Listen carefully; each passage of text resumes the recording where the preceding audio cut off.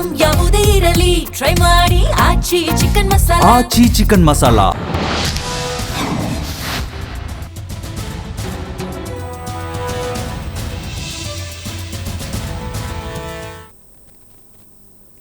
ನಮಸ್ಕಾರ. ಮೆಗಾ ಸುದ್ದಿ ವಿಶೇಷ ಕಾರ್ಯಕ್ರಮಕ್ಕೆ ಸ್ವಾಗತ. ನಾನು ಸಿಂಚನಾ.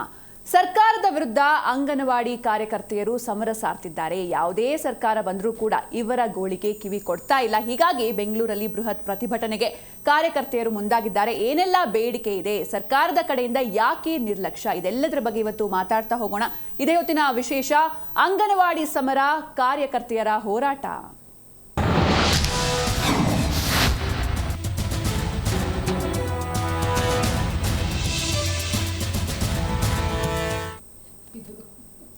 ಇನ್ನು ನಾನು ಆಗಲೇ ಹೇಳಿದಾಗೆ ಯಾವುದೇ ಸರ್ಕಾರ ಬಂದರೂ ಕೂಡ ಯಾಕೆ ಈ ಒಂದು ಸೆಕ್ಟರ್ನ ನೆಗ್ಲೆಕ್ಟ್ ಮಾಡ್ತಿದ್ದಾರೆ ಅನ್ನೋದು ಸದ್ಯದ ಪ್ರಶ್ನೆ. ಅಂದರೆ ಇವ್ರಿಗೆ ಇಷ್ಟೆಲ್ಲ ಬೇಡಿಕೆಗಳಿದ್ರೂ ಕೂಡ ಇಲ್ಲಿವರೆಗೂ ಯಾವುದೇ ಮೀಟಿಂಗ್ಸ್ನ ನಡೆದಿಲ್ಲ, ಯಾವುದೇ ಅಧಿಕಾರಿಯವ್ರ ಜೊತೆ ಬಂದು ಮಾತಾಡ್ತಾ ಇಲ್ಲ. ಯಾಕೆ ಇಷ್ಟೊಂದು ನೆಗ್ಲಿಜೆನ್ಸ್?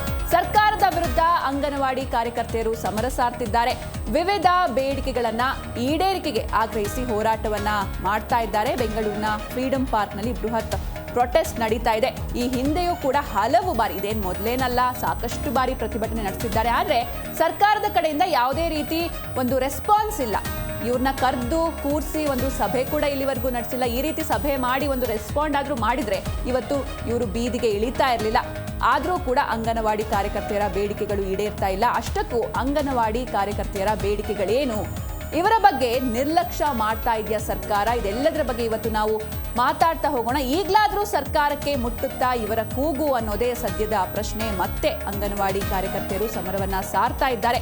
ವಿವಿಧ ಬೇಡಿಕೆಗಳ ಈಡೇರಿಕೆಗೆ ಆಗ್ರಹಿಸಿ ಪ್ರೊಟೆಸ್ಟ್ ಮಾಡ್ತಿದ್ದಾರೆ. ಬೆಂಗಳೂರಿನ ಫ್ರೀಡಂ ಪಾರ್ಕ್ನಲ್ಲಿ ಹೋರಾಟ ನಡೀತಾ ಇದೆ. ನೀವು ಕೂಡ ನೋಡ್ತಾ ಇದ್ದೀರಾ ದೃಶ್ಯದಲ್ಲಿ.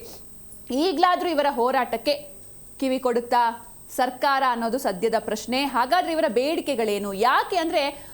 ಯಾಕೆ ಸರ್ಕಾರ ರೆಸ್ಪಾಂಡ್ ಮಾಡ್ತಾ ಇಲ್ಲ? ಭರವಸೆ ಕೊಡ್ತಾರೆ, ಆದರೆ ಅದನ್ನ ಈಡೇರಿಸೋಕೆ ಯಾಕೆ ಹಿಂದೆ ಮುಂದೆ ನೋಡ್ತಿದ್ದಾರೆ ಅನ್ನೋದು ಸದ್ಯದ ಪ್ರಶ್ನೆ. ಜೊತೆಗೆ ಇವರೇ ಹೇಳೋ ಹಾಗೆ ಎಲ್ಲೂ ಕೂಡ ಇವರನ್ನ ಕರೆದು ಒಂದು ಸಭೆ ಮಾಡ್ತಾ ಇಲ್ಲ. ಪ್ರೊಟೆಸ್ಟ್ ನಡೀತಾ ಇದ್ರು ಕೂಡ ಪ್ರೊಟೆಸ್ಟ್ ಆಗುತ್ತೆ, ಆಗ ಒಂದೇನೋ ಒಂದು ಭರವಸೆ ಕೊಡ್ತಾರೆ, ಆದರೆ ಎಲ್ಲರನ್ನೂ ಕರೆದು ಒಂದು ಮೀಟಿಂಗ್ ನಡೆಸ್ತಾ ಇಲ್ಲ. ಅವರ ಒಪಿನಿಯನ್ ಏನು? ಈ ಹಿಂದೆ ಇದ್ದಂಥ ಸರ್ಕಾರ, ಅಂದ್ರೆ ಇವರು ಹೇಳೋ ಪ್ರಕಾರ ಈ ಹಿಂದೆ ಇದ್ದಂಥ ಸರ್ಕಾರಗಳು ಮೀಟಿಂಗ್ಗಳನ್ನ ಮಾಡ್ತಾ ಇದ್ವು. ಆದರೆ ಈ ಬಾರಿ ಈ ಸರ್ಕಾರದ ಕಡೆಯಿಂದ ಯಾವುದೇ ರೀತಿ ಮೀಟಿಂಗ್ ನಡೀತಾ ಇಲ್ಲ, ಯಾವುದೇ ರೀತಿ ರೆಸ್ಪಾನ್ಸ್ ಇಲ್ಲ. ಹೀಗಾಗಿ ನಾವು ಬೀದಿಗೆ ಇಳಿದು ಹೋರಾಟ ಮಾಡುವಂತಹ ಸ್ಥಿತಿ ನಿರ್ಮಾಣ ಆಗಿದೆ ಅನ್ನೋದು ಇವರ ವಾದ. ಈಗಲಾದರೂ ಸರ್ಕಾರಕ್ಕೆ ಇವರ ಕೂಗು ಮುಟ್ಟುತ್ತಾ? ಇನ್ನಾದರೂ ಈ ಒಂದು ಅಂಗನವಾಡಿ ಕಾರ್ಯಕರ್ತೆಯರು ಅವರ ಒಂದು ಬೇಡಿಕೆಗಳನ್ನ ಸರ್ಕಾರ ಪರಿಗಣನೆಗೆ ತಗೊಳ್ಳುತ್ತಾ ಅನ್ನೋದನ್ನ ಕಾದು ನೋಡಬೇಕಿದೆ. ಇವತ್ತು ಬೆಂಗಳೂರಿನ ಫ್ರೀಡಂ ಪಾರ್ಕ್ನಲ್ಲಿ ಬೃಹತ್ ಹೋರಾಟ ನಡೀತಾ ಇದೆ.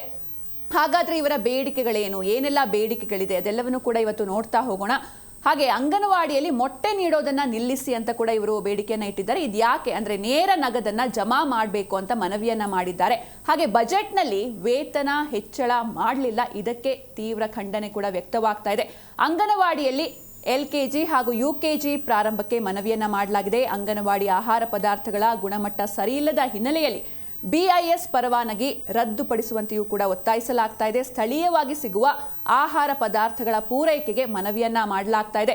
ನಿವೃತ್ತರ ಗ್ರಾಚ್ಯುಟಿ ಹಣ ಬಿಡುಗಡೆ ಮಾಡುವಂತೆ ಬೇಡಿಕೆಯನ್ನ ಇಟ್ಟಿದ್ದಾರೆ. ಖಾಲಿ ಇರುವ ಅಂಗನವಾಡಿ ಹುದ್ದೆಗಳನ್ನ ಭರ್ತಿ ಮಾಡಬೇಕು ಅಂತ ಒತ್ತಾಯಿಸಲಾಗ್ತಾ ಇದೆ.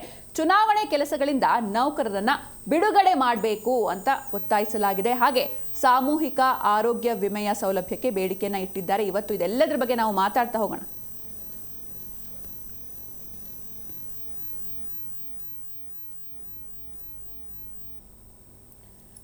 ಇವತ್ತು ಈ ಬಗ್ಗೆ ಮಾತಾಡೋದಕ್ಕೆ ನಮ್ಮ ಜೊತೆ ರಾಜ್ಯ ಪ್ರಧಾನ ಕಾರ್ಯದರ್ಶಿ anganwadi federation AITUC M Jayamma ಅವರಿದ್ದಾರೆ. ನಮಸ್ತೆ ಮೇಡಮ್, ಕಾರ್ಯಕ್ರಮಕ್ಕೆ ಸ್ವಾಗತ. ನಮಸ್ತೆ ಮೇಡಮ್.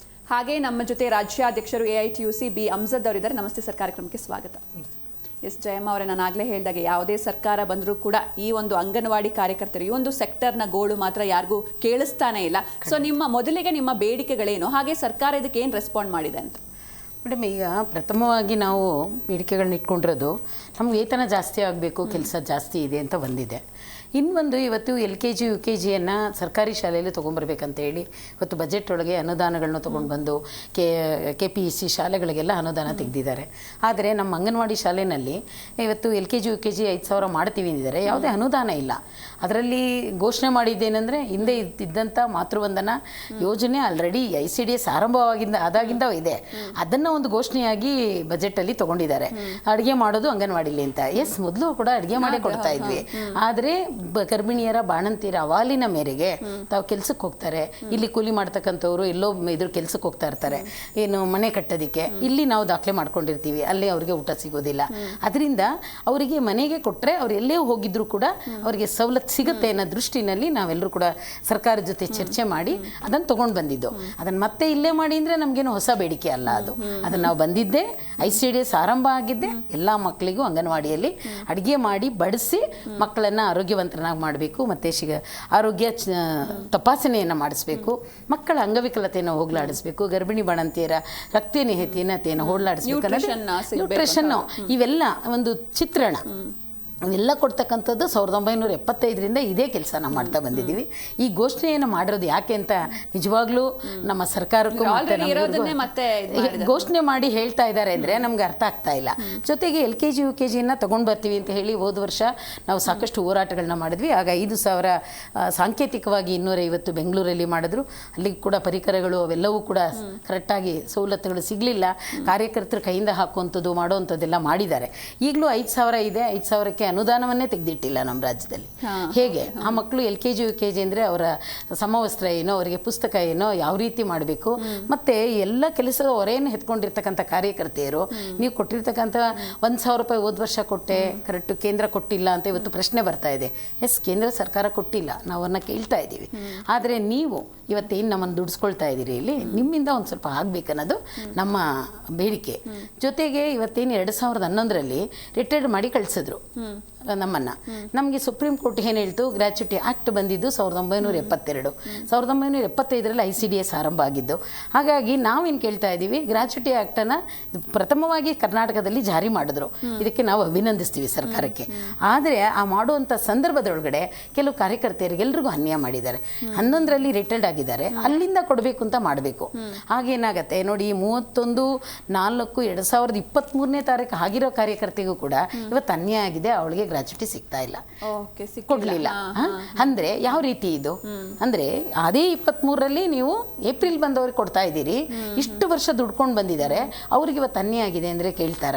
ಕಾನೂನ ನಮ್ಮ ಮಿನಿಸ್ಟ್ರು ನಾವು ಒಂದು ಹೋರಾಟವನ್ನು ಇಟ್ಕೊಂಡಿದ್ವಿ, ಆಗ್ಲೂ ಕೂಡ ಬಂದು ಹೌದು ಅಧಿಕಾರಿಗಳು ಒಂದು ತಪ್ಪಾಗಿದೆ, ನಾವು ನಿಮಗೆ ಮಾಡ್ತೇವೆ, ನಾನು ಮಾತಾಡ್ತೇನೆ ಎಂದವರು ಇಲ್ಲಿವರೆಗೂ ಕೂಡ ಚರ್ಚೆ ಆಗಲಿಲ್ಲ. ಮಾತುಕತೆ ಕೂಡ ನಮಗೆ CM ಜೊತೆ ಮಾಡಲಿಲ್ಲ. ತಾವೂ ಕೂಡ ಒಂದು ವಿಪರ್ಯಾಸ ಅಂದರೆ ನಾವಿಷ್ಟೆಲ್ಲ ಹೋರಾಟಗಳು ಒಂದಲ್ಲ ಒಂದು ಇವತ್ತು ನಮ್ಮ ಇತರೆ ಸಂಘಟನೆ ಮಾಡ್ತಾ ಇದೆ. ನಾವು 2ನೇ ತಾರೀಕಲ್ಲಿ ನಮ್ಮ ITC ಸಂಘಟನೆಯಿಂದ ಹೋರಾಟವನ್ನು ಹಮ್ಮಿಕೊಂಡಿದ್ವಿ. ಸೇಮ್ ಎಲ್ಲರ ಬೇಡಿಕೆಗಳು ಕೂಡ ಇದೇ ರೀತಿಯಾದ್ದೇ, ನಮಗೆ ನಮ್ಮ ಹಕ್ಕುಗಳನ್ನ ಕೇಳೋದು. ಇದ್ರ ಬಗ್ಗೆ ಆಗಲಿ ಒಂದು ಸರ್ಕಾರದ ಮಟ್ಟದಲ್ಲಿ ಇಲಾಖೆ ಸಚಿವರು ಎಲ್ಲರೂ ಕೂತು ಚರ್ಚೆ ಮಾಡ್ತಕ್ಕಂಥ ನಿಯಮಾವಳಿ ಇವತ್ತು ಮಾಡ್ತಕ್ಕಂಥ ಸರ್ಕಾರದೊಳಗಡೆ ನಿಂತು ಬಿಟ್ಟಿದೆ. ಯಾಕೆ ಖಂಡಿತ ನೋಡಿ, ಹಿಂದೆ ನಮಗೆ 2015ರಲ್ಲಿ ಉಮಾಶ್ರೀ ಇದೇ ಕಾಂಗ್ರೆಸ್ ಸರ್ಕಾರ ಇತ್ತು. ಅವತ್ತಿನ ಅಧಿಕಾರಿಗಳು ಸಮಾಜ ಸಚಿವರನ್ನ ಮನವೊಲಿಸಿ ಎಲ್ಲ ಸಂಘಟನೆಯನ್ನು ಒಟ್ಟು ಕೂರಿಸಿ ಸಾಕಷ್ಟು ಸಮಸ್ಯೆಗಳ ಬಗ್ಗೆ ಚರ್ಚೆ ಮಾಡ್ತಾ ಇದ್ರು. ಮತ್ತು ಇವರು ಏನು ಮಾಡ್ತಾ ಇದ್ರು, ಚರ್ಚೆ ಮಾಡ್ತಾ ಇದ್ರು. ಜೊತೆಗೆ ಇವತ್ತು ಏನು ಹಿಂದೆ ಹಲಪಚಾರು BJP ಸರ್ಕಾರ ಇತ್ತು, ಅವರು ಕೂಡ ಅಷ್ಟೇ ನಾವೇನೇ ಒಂದು ಮನವಿ ಕೊಟ್ಟ ತಕ್ಷಣ ನಮ್ಮದು ಸಭೆ ಮಾಡ್ತಾ ಇದ್ರು. ಆದರೆ ಈ ಸರ್ಕಾರದಲ್ಲಿ ಎಲ್ಲರನ್ನೂ ಕೂರಿಸಿ ಸಭೆ ಮಾಡೋದೇ ಇಲ್ಲ. ಒಬ್ಬರನ್ನ ಕರೀತಾರೆ, ಒಬ್ಬರಿಗೆ ಇಂಪಾರ್ಟೆನ್ಸ್ ಕೊಡೋದು, ಅವ್ರನ್ನ ಎತ್ತಿ ತೋರಿಸೋದು, ಇನ್ನೊಂದಷ್ಟು ಸಂಘಟನೆಗಳನ್ನ ಇಗ್ನೋರ್ ಮಾಡೋದು, ಇದು ಸ್ವಲ್ಪ ನಡೀತಾ ಇದೆ. ಅದು ಆಗಬಾರ್ದು. ಇವತ್ತಾದರೂ ಕೂಡ ಈ ಎಲ್ಲ ಸಮಸ್ಯೆಗಳಿಗೆ ಎಲ್ಲರನ್ನೂ ಕರೆದು ಮಾತಾಡಬೇಕು. ಯಾಕೆಂದರೆ ICDS ಆರಂಭ ಆದಾಗ 0 to 6 ಮಕ್ಕಳು ಫಲಾನುಭವಿಗಳು ನಮ್ಮವರಾಗಿದ್ದರು. ಈಗ NEP ಮಾಡೋದಿಲ್ಲ ಅಂದರೂ ಕೂಡ SCP ಮುಖಾಂತರ NEPಯ ಎಲ್ಲ ಕಾನೂನುಗಳನ್ನು ಬಳಸ್ತಾ ಇದೆ ಇವತ್ತು ರಾಜ್ಯ ಸರ್ಕಾರ. ಯಾಕೆಂದರೆ 4 ವರ್ಷದಿಂದ ಮಕ್ಕಳನ್ನು LKG UKG ಮಾಡ್ಲಿಕ್ಕೆ ಹೊರಟಿದ್ದಾರೆ. ಯಾಕೆ ಸರ್ಕಾರಿ ಶಾಲೆಗಳಿಗೆ ಮಕ್ಕಳು ಬರ್ತಾ ಇಲ್ಲ, ಅಲ್ಲಿ ಮಕ್ಕಳು ಕಡಿಮೆ ಆಗ್ತಿದ್ದಾರೆ. ಎಸ್, ನಾವು ಅದನ್ನು ಉಳಿಸ್ಬೇಕನ್ನೋದೇ ನಮ್ಮ ದೃಷ್ಟಿ ಕೂಡ ಇದೆ. ಆದರೆ ನಮ್ಮ ಮಕ್ಕಳು ಯಾರು? ನಮ್ಮ ಅಂಗನವಾಡಿ ಪ್ರಾಂಗಣಕ್ಕೆ ಬರ್ತಕ್ಕಂಥ ಮಕ್ಕಳಿಗೆ ಕುತ್ತು ಬರ್ತಾ ಇದೆ. ಇಲ್ಲಿ ಬೇಗ ಹೋಗ್ಬಿಡ್ತಾರೆ. 4 ವರ್ಷದವ್ರು ಅವ್ರು ತೊಗೊಂಡ್ಬಿಡ್ತಾರೆ. ಈಗ ಅಂಗನವಾಡಿ ಅಂದರೆ ನಾವೇನಾಗ್ತಾ ಇದೆ, ನಮ್ಮನ್ನು ಬೇರೆ ಬೇರೆ ಕೆಲಸಗಳಿಗೆ ಬಳಸ್ಕೊಳ್ಳೋದು, ನಮ್ಮನ್ನು ಅಂಗನವಾಡಿಯಲ್ಲಿ ಇಲ್ದಂಗೆ ಮಾಡೋದು, ಸರ್ವೆ ಕಳಿಸೋದು, ಹೀಗೆ ಮಾಡಿ ನಾವೇನೋ ಒಂದು ಆಹಾರ ಕೊಟ್ಟು ಕಳಿಸ್ತೀವಿ, ಮಕ್ಳಿಗೆ ನಾವೇನು ಕಲಿಸಲ್ಲ ಅನ್ನೋ ಮನೋಭಾವ ನಮ್ಮ ಪೋಷಕರಲ್ಲಿ ಬಂದ್ಬಿಟ್ಟಿತ್ತು. ಈಗ ಅದು ಮರೆಯಾಗ್ತಾ ಇದೆ. ನಮ್ಮೆಲ್ಲ ಕಾರ್ಯಕರ್ತೆಯರು ಆ ಒಂದು ಸಂದರ್ಭದಲ್ಲಿ ಒಂದು ಗಂಟೆವರೆಗೂ ಕೂಡ ಎಲ್ಲರೂ ಚಟುವಟಿಕೆಗಳನ್ನ ಮಾಡ್ತಾ ಇದ್ದಾರೆ. ಅದಕ್ಕೇನು ಪರಿಕರಗಳು ಕೊಟ್ಟರೆ ಮಾಡ್ತಾರೆ, ಅದನ್ನೂ ಕಾರ್ಯಕರ್ತೆಯನ್ನೇ ತಗೊಳ್ಬೇಕು ಅನ್ನೋ ದೃಷ್ಟಿ ಇವತ್ತು ಕೇಳಿ ಬರ್ತಾ ಇದೆ. LKG UKG ಇದೆ, ತರಬೇತಿ ಕರೀತಾರೆ, ಎಲ್ಲವನ್ನೂ ಕಾರ್ಯಕರ್ತರು ಕೊಂಡ್ಕೊಳ್ಬೇಕಾಗತ್ತೆ. ಅದು ಆಗಬಾರ್ದು. ಅದಕ್ಕೆಲ್ಲವನ್ನೂ ಕೊಟ್ಟು ನಾವು ಕೆಲಸ ಮಾಡಕ್ಕೆ ಕೊಟ್ಟರೆ ಖಂಡಿತ ಮಾಡ್ತಾರೆ. ಆದರೆ ಎರಡೂ ಇಲಾಖೆ ಒಂದೇ ಏಜಿನ ಮಕ್ಕಳಿಗೆ ಮಾಡ್ಲಿಕ್ಕೆ ಕೊಟ್ಟಿದ್ದಾರೆ. ಎಲ್ಲಿ ನಮ್ಮ ಮಕ್ಕಳು ನಮಗೆ ಸಿಗ್ತಾರೆ? ಇದಕ್ಕೆ ಪರ್ಯಾಯ ಏನು? ಇದನ್ನ ಸರ್ಕಾರಗಳು 2 ಕೇಂದ್ರ ಕೊಟ್ಟಿದೆ. ಇವಾಗ ನೀವು ಕೂತು ಇಲ್ಲಿ ಯಾವ ಮಕ್ಕಳನ್ನ ನಮಗೆ ತಗೊಂಡು ಬಂದರೆ ಅಂಗನವಾಡಿ ಉತ್ತಮವಾಗಿ ನಡೆಯುತ್ತೆ ಮತ್ತು ಸರ್ಕಾರಿ ಶಾಲೆನೂ ಮುಂದುವರುತ್ತೆ ಅನ್ನೋದನ್ನ ಚರ್ಚೆ ಆಗಬೇಕು. ಚರ್ಚೆ ಇಲ್ಲದೆ ಆ ಸಚಿವರು ಇಲ್ಲ ನಾನು 4ನೇ ಕ್ಲಾಸಿಂದ LKG ತಗೊಂಡೇ ತೆಗಿತೀನಿ, ಕರ್ನಾಟಕ ಪಬ್ಲಿಕ್ ಶಾಲೆ ತೆಗಿತೀವಿ ಅಂತ. ಕರ್ನಾಟಕ ಪಬ್ಲಿಕ್ ಶಾಲೆಯಿಂದ ಕೂಡ ಹಳ್ಳಿಯ ವಾತಾವರಣದೊಳಗಡೆ ಒಂದು ಶಾಲೆ ಅನ್ನೋ ಪರಿಕರ ಇದೆಯಲ್ಲ ಮೇಡಮ್, ಕಾನ್ಸೆಪ್ಟು ಹಿಂದೆ ಇದ್ದಂಥದ್ದು ಅದು ಹೊರಟೋಗುತ್ತೆ. ಅದು ಆಗಬಾರ್ದು. ಇವತ್ತು ನೋಡಿ, ಎಲ್ಲಿ ನೋಡಿದ್ರೆ ಚಿಕ್ಕ ಮಕ್ಕಳಾಗಲಿ ಪ್ರತಿಯೊಬ್ಬರಿಗೂ ಸಮಸ್ಯೆಗಳಾಗ್ತಾ ಇದೆ, ಅತ್ಯಾಚಾರ ನಡೀತಾ ಇದೆ. ಇವತ್ತು ಹೆಣ್ಮಕ್ಳನ್ನ ಅಷ್ಟು ದೂರ ನಾನು ಶಾಲೆ ಕಳಿಸಲ್ಲ ಅಂತ ಮನಸ್ಸು ಮಾಡುವಂಥ ಸಮಯ ಬರ್ತಾ ಇದೆ. ಖಂಡಿತ ಈ ಬಗ್ಗೆ ಮಾತಾಡ್ತಾ ಹೋಗೋಣ. ಎಸ್, ಈ ಬಗ್ಗೆ ಮಾತಾಡೋದಕ್ಕೆ ನಮ್ಮ ಜೊತೆ ಅಂಗನವಾಡಿ ಕಾರ್ಯಕರ್ತೆ ನಳಿನಾಕ್ಷಿ ಅವರಿದ್ದಾರೆ. ನಮಸ್ತೆ ಮೇಡಮ್, ಕಾರ್ಯಕ್ರಮಕ್ಕೆ ಸ್ವಾಗತ. ಹಾಗೆ ಅಂಗನವಾಡಿ ಕಾರ್ಯಕರ್ತೆ ಗೌರಮ್ಮ P. ಮಾಲಿ ಪಾಟೀಲ್ ಅವರಿದ್ದಾರೆ. ನಮಸ್ತೆ ಮೇಡಮ್, ಕಾರ್ಯಕ್ರಮಕ್ಕೆ ಸ್ವಾಗತ. ಎಸ್, ಇನ್ನು ಅಮ್ಜದ್ ಸರ್, ಈಗ ಒಟ್ಟಾರೆಯಾಗಿ ನಮ್ಮ ರಾಜ್ಯದಲ್ಲಿ ಎಷ್ಟು ಕಾರ್ಯಕರ್ತೆಯರು ಹಾಗೂ ಸಹಾಯಕರು ಇದ್ದಾರೆ ಅಂತ? ಮೇಡಮ್, ಇವತ್ತು ಕರ್ನಾಟಕ ರಾಜ್ಯದಲ್ಲಿ 70,000 ಅಂಗನವಾಡಿ ಕೇಂದ್ರಗಳು ಕಾರ್ಯನಿರ್ವಹಿಸ್ತಿವೆ. ಈ 70,000 ಕೇಂದ್ರಗಳಲ್ಲಿ ಕಾರ್ಯಕರ್ತೆಯರು ಮತ್ತು ಸಹಾಯಕಿಯರು ಸೇರಿ ಸುಮಾರು 1,40,000 ಜನ ಇವತ್ತು ಕೆಲಸ ಮಾಡ್ತಾ ಇದ್ದಾರೆ. ಅದೇ ರೀತಿ ಭಾರತ ದೇಶದಲ್ಲಿ ಸುಮಾರು 14 ಲಕ್ಷಕ್ಕೂ ಹೆಚ್ಚು ಅಂಗನವಾಡಿ ಕೇಂದ್ರಗಳು ಇವತ್ತು ಅಸ್ತಿತ್ವದಲ್ಲಿದ್ದಾವೆ. ಅಲ್ಲೂ ಕೂಡ 28 ಲಕ್ಷ ಜನ ನಮ್ಮ ಮಹಿಳಾ ಸಹೋದರಿಯರು ಅಲ್ಲಿ ದುಡಿತಾ ಇದ್ದಾರೆ. ಇದು ಕೇಂದ್ರ ಮತ್ತು ರಾಜ್ಯ ಸರ್ಕಾರದ ಉಭಯ ಸರ್ಕಾರದ ಸಹಭಾಗಿತ್ವದಲ್ಲಿ ನಡೀತಾ ಇರತಕ್ಕಂತಹ ಸಮಗ್ರ ಶಿಶು ಅಭಿವೃದ್ಧಿ ಯೋಜನೆ. ಇದು ಬಂದಿರತಕ್ಕಂತಹ ಈ ಯೋಜನೆ ಮೂಲ ಉದ್ದೇಶ, ಭಾರತ ದೇಶ ಇನ್ನೂ ಕೂಡ ಅಭಿವೃದ್ಧಿಯ ಪಥದಲ್ಲಿ ಸಾಗ್ತಾ ಇರ್ತಕ್ಕಂಥ ದೇಶ. ಪರಿಪೂರ್ಣವಾಗಿ ನಾವು ಅಭಿವೃದ್ಧಿ ಹೊಂದ್ಬಿಟ್ಟಿದ್ದೀವಿ, ಬಡತನ ಈ ದೇಶದಲ್ಲಿ ಸಂಪೂರ್ಣವಾಗಿ ನಿರ್ಮೂಲನೆಯಾಗಿದೆ ಅಂತಕ್ಕಂಥದ್ದು ಇಲ್ಲ. ಇವತ್ತು ಕೂಡ ಸರ್ಕಾರದ ಅಂಕಿಅಂಶಗಳ ದಾಖಲೆಗಳೇ ಇವತ್ತು ಹೇಳ್ತಾ ಇದ್ದಾವೆ, ಈ ಗಳಿಗೆಗೂ ಕೂಡ ಸರಿಸುಮಾರು 35ರಷ್ಟು ಪ್ರಮಾಣದ ಮಕ್ಕಳು ಅಪೌಷ್ಟಿಕತೆಯಿಂದ ಬಳಲ್ತಿದ್ದಾರೆ. ಸುಮಾರು 32ರಷ್ಟು ಮಕ್ಕಳು ರಕ್ತಹೀನತೆಯಿಂದ ಬಳಲ್ತಿದ್ದಾರೆ. ಅನಿಮಿಯಾ ಇವತ್ತು ತುಂಬ ಇದೆ. ಅದೇ ರೀತಿ ಇವತ್ತು ಬಾಣಂತಿಯರು, ಗರ್ಭಿಣಿಯರಲ್ಲೂ ಕೂಡ ಇವತ್ತು ಅಪೌಷ್ಟಿಕತೆ ಮತ್ತು ರಕ್ತಹೀನತೆ ತಾಂಡವಾಡ್ತಾ ಇದೆ.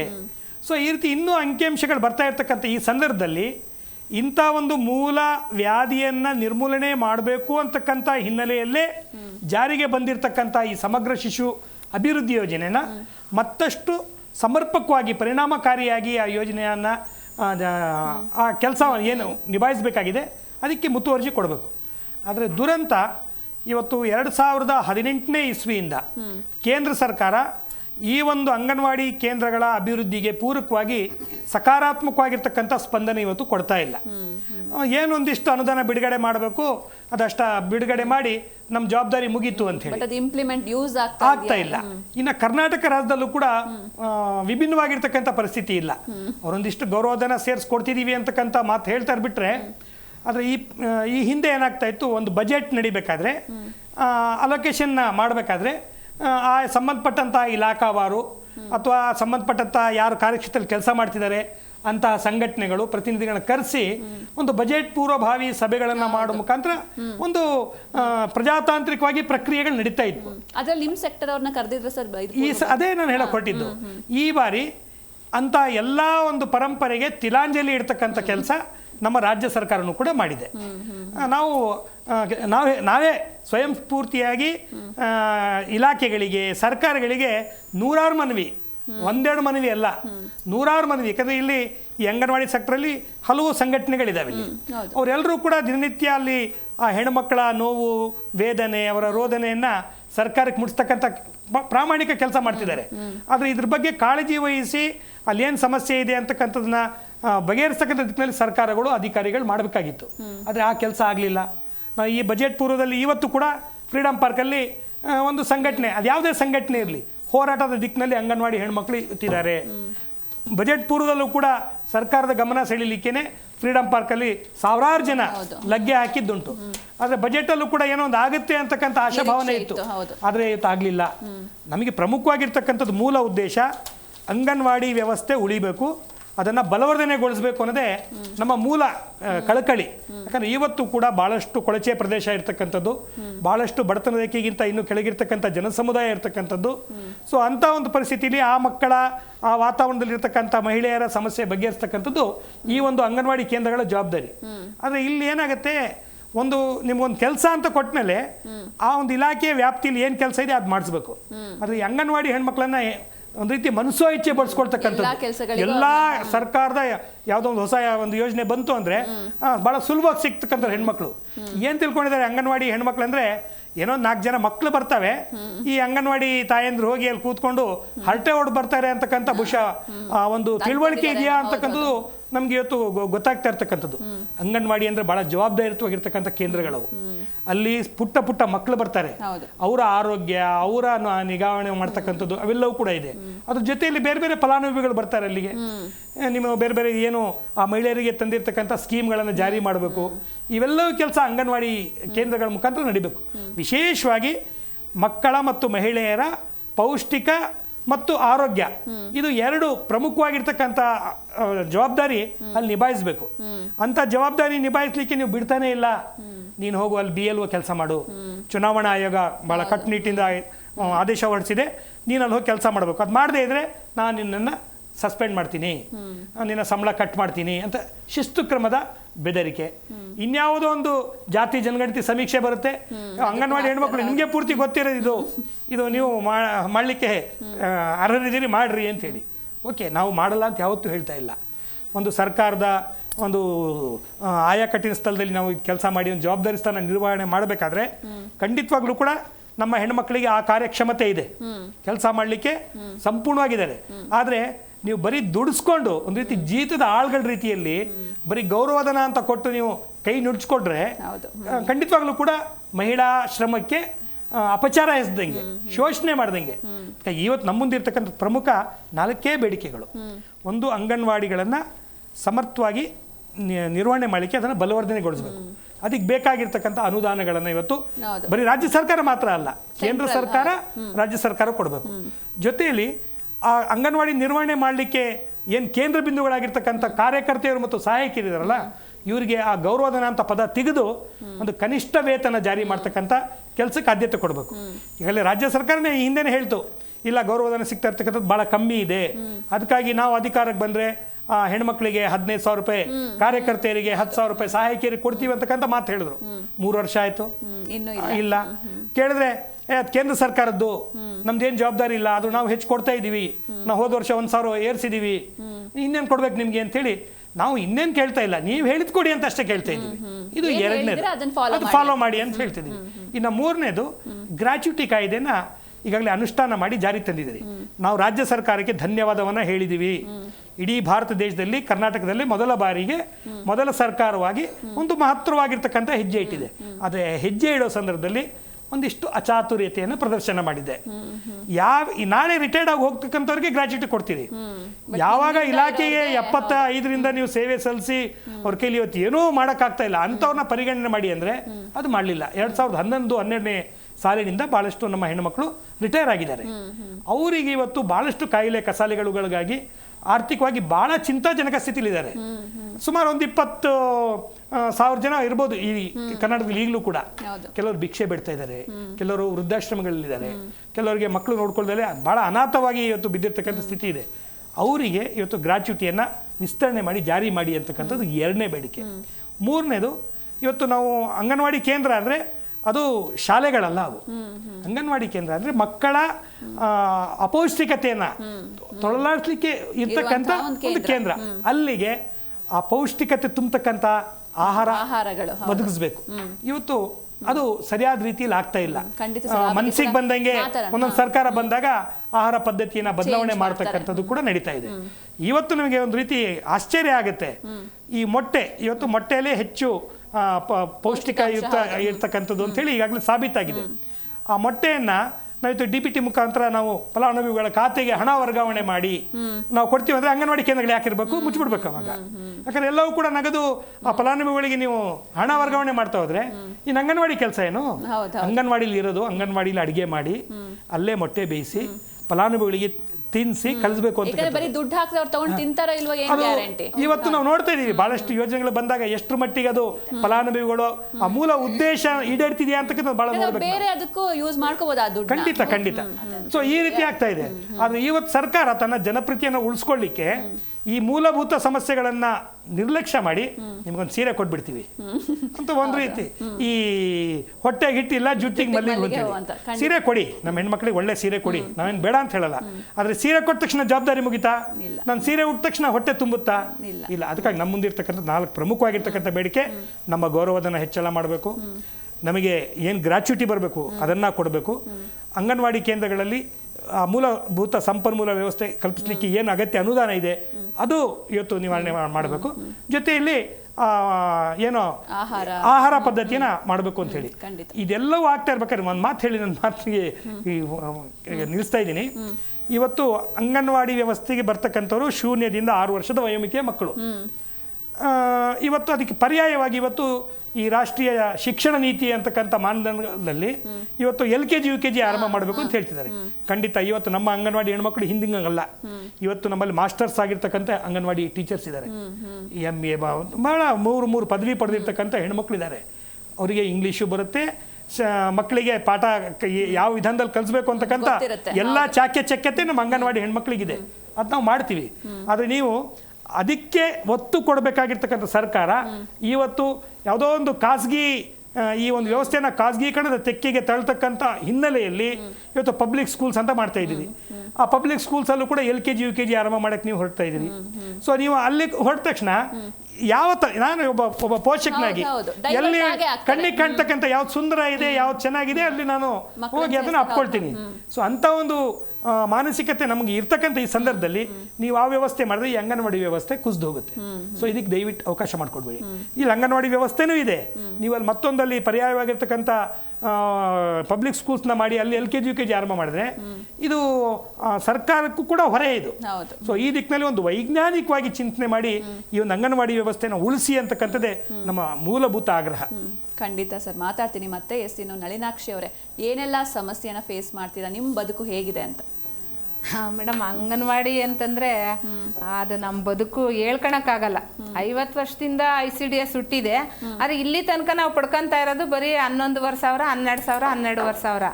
ಈಗಿನ ಬೆಲೆ ಏರಿಕೆಯಲ್ಲಿ ನಾವು ಯಾವ ರೀತಿ ಜೀವನ ನಿರ್ವಹಿಸ್ಬೇಕು? ತುಂಬಾ ಕಷ್ಟ ಆಗ್ತಿದೆ. ಎಷ್ಟು ಸಾರಿ ನಾವು ಬರೋದು, ಹೋರಾಟ ಮಾಡೋದು, ಹೋಗೋದು, ಇವ್ರೇನೋ ಒಂದು ಹೇಳಿದ್ನ ಕೇಳೋದು, ಆಶ್ವಾಸನೆ ಹೋಗ್ತಾ ಇರೋದು, ಇದೇ ರೀತಿ ಆಗಿದೆ.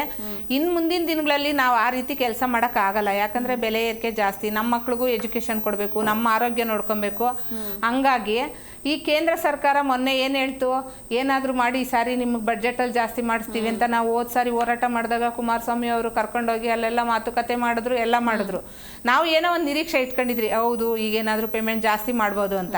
ಆದರೆ ICDS ಹುಟ್ಟಿದ್ದು ಕೇಂದ್ರ ಸರ್ಕಾರದಿಂದ 50 ವರ್ಷದಿಂದ ಬೀಜ ಹಾಕ್ಬಿಟ್ರು.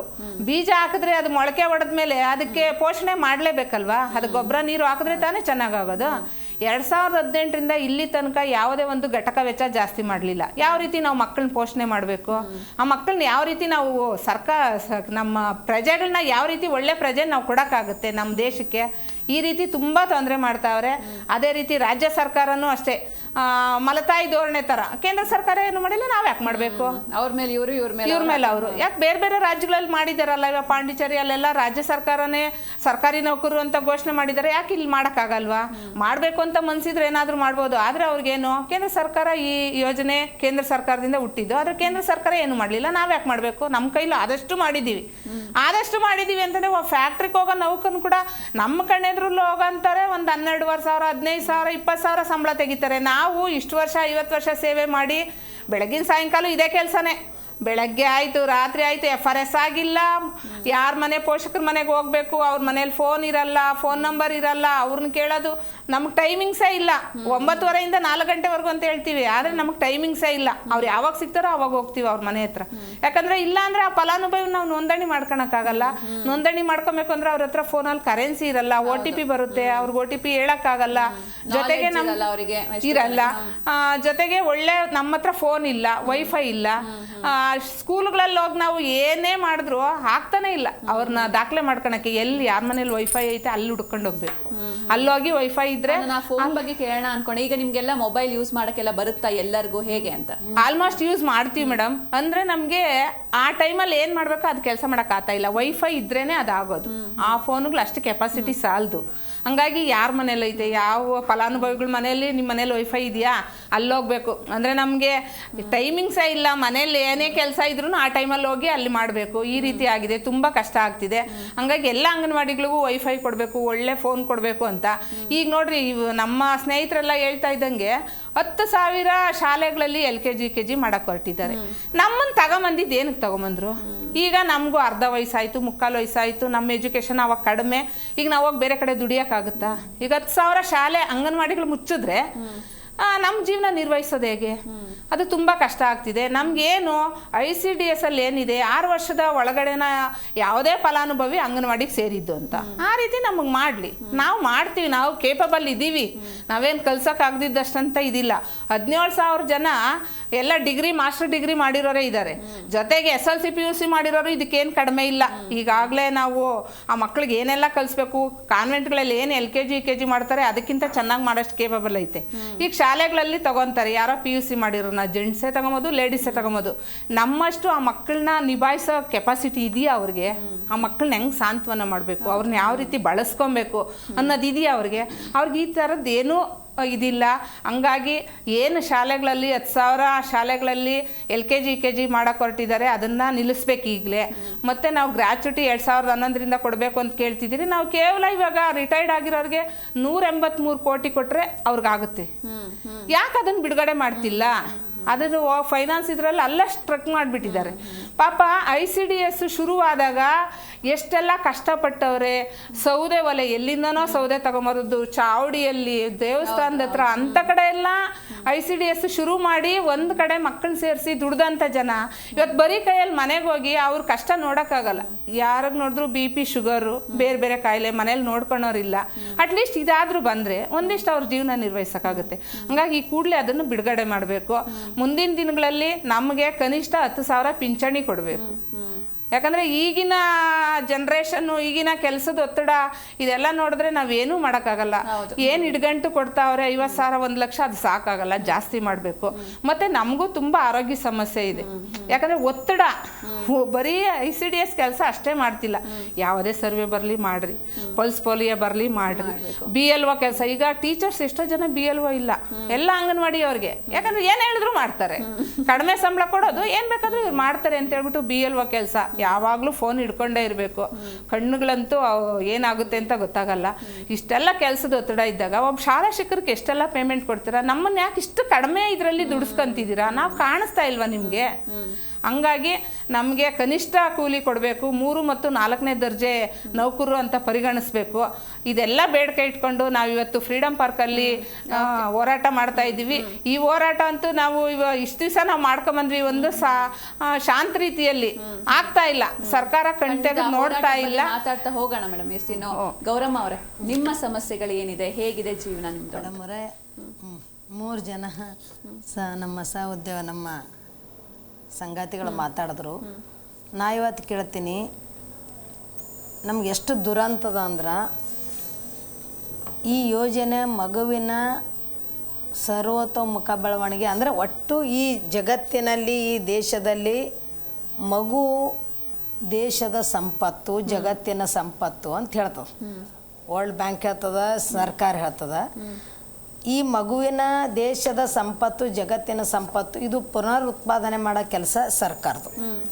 ಆ ಸರ್ಕಾರ ಈ ಯೋಜನೆ ಜಾರಿ ಮಾಡೋದು ನಾವು ಅಂಗನವಾಡಿ ನೌಕರರು, ಅಂಗನವಾಡಿ ಟೀಚರ್ ಹೆಲ್ಪರ್ ಅಂದಾಗ 2018ರಿಂದ ಬಿಡುಗಡೆ ಮಾಡಲಿಲ್ಲ.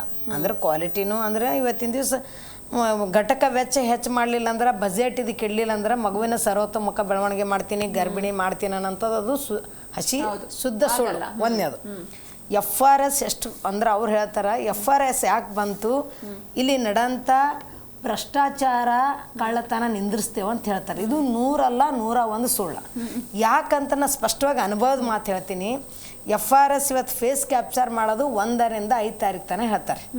ಫೇಸ್ ಕ್ಯಾಪ್ಚರ್ ಅಂದ್ರೆ 6 ತಿಂಗಳಿಂದ 3 ವರ್ಷದ ಮಕ್ಕಳಿಗೆ ಮನೆಗೆ ಆಹಾರ ಕೊಡ್ತೇವೆ, ಟೇಕ್ ಹೋಮ್ ಫುಡ್ ಅವ್ರಿಗೆ ಮಾಡಬೇಕು, ಗರ್ಭಿಣಿಗೆ ಮಾಡಬೇಕು, ಬಾಣತಿಗೆ ಮಾಡಬೇಕು.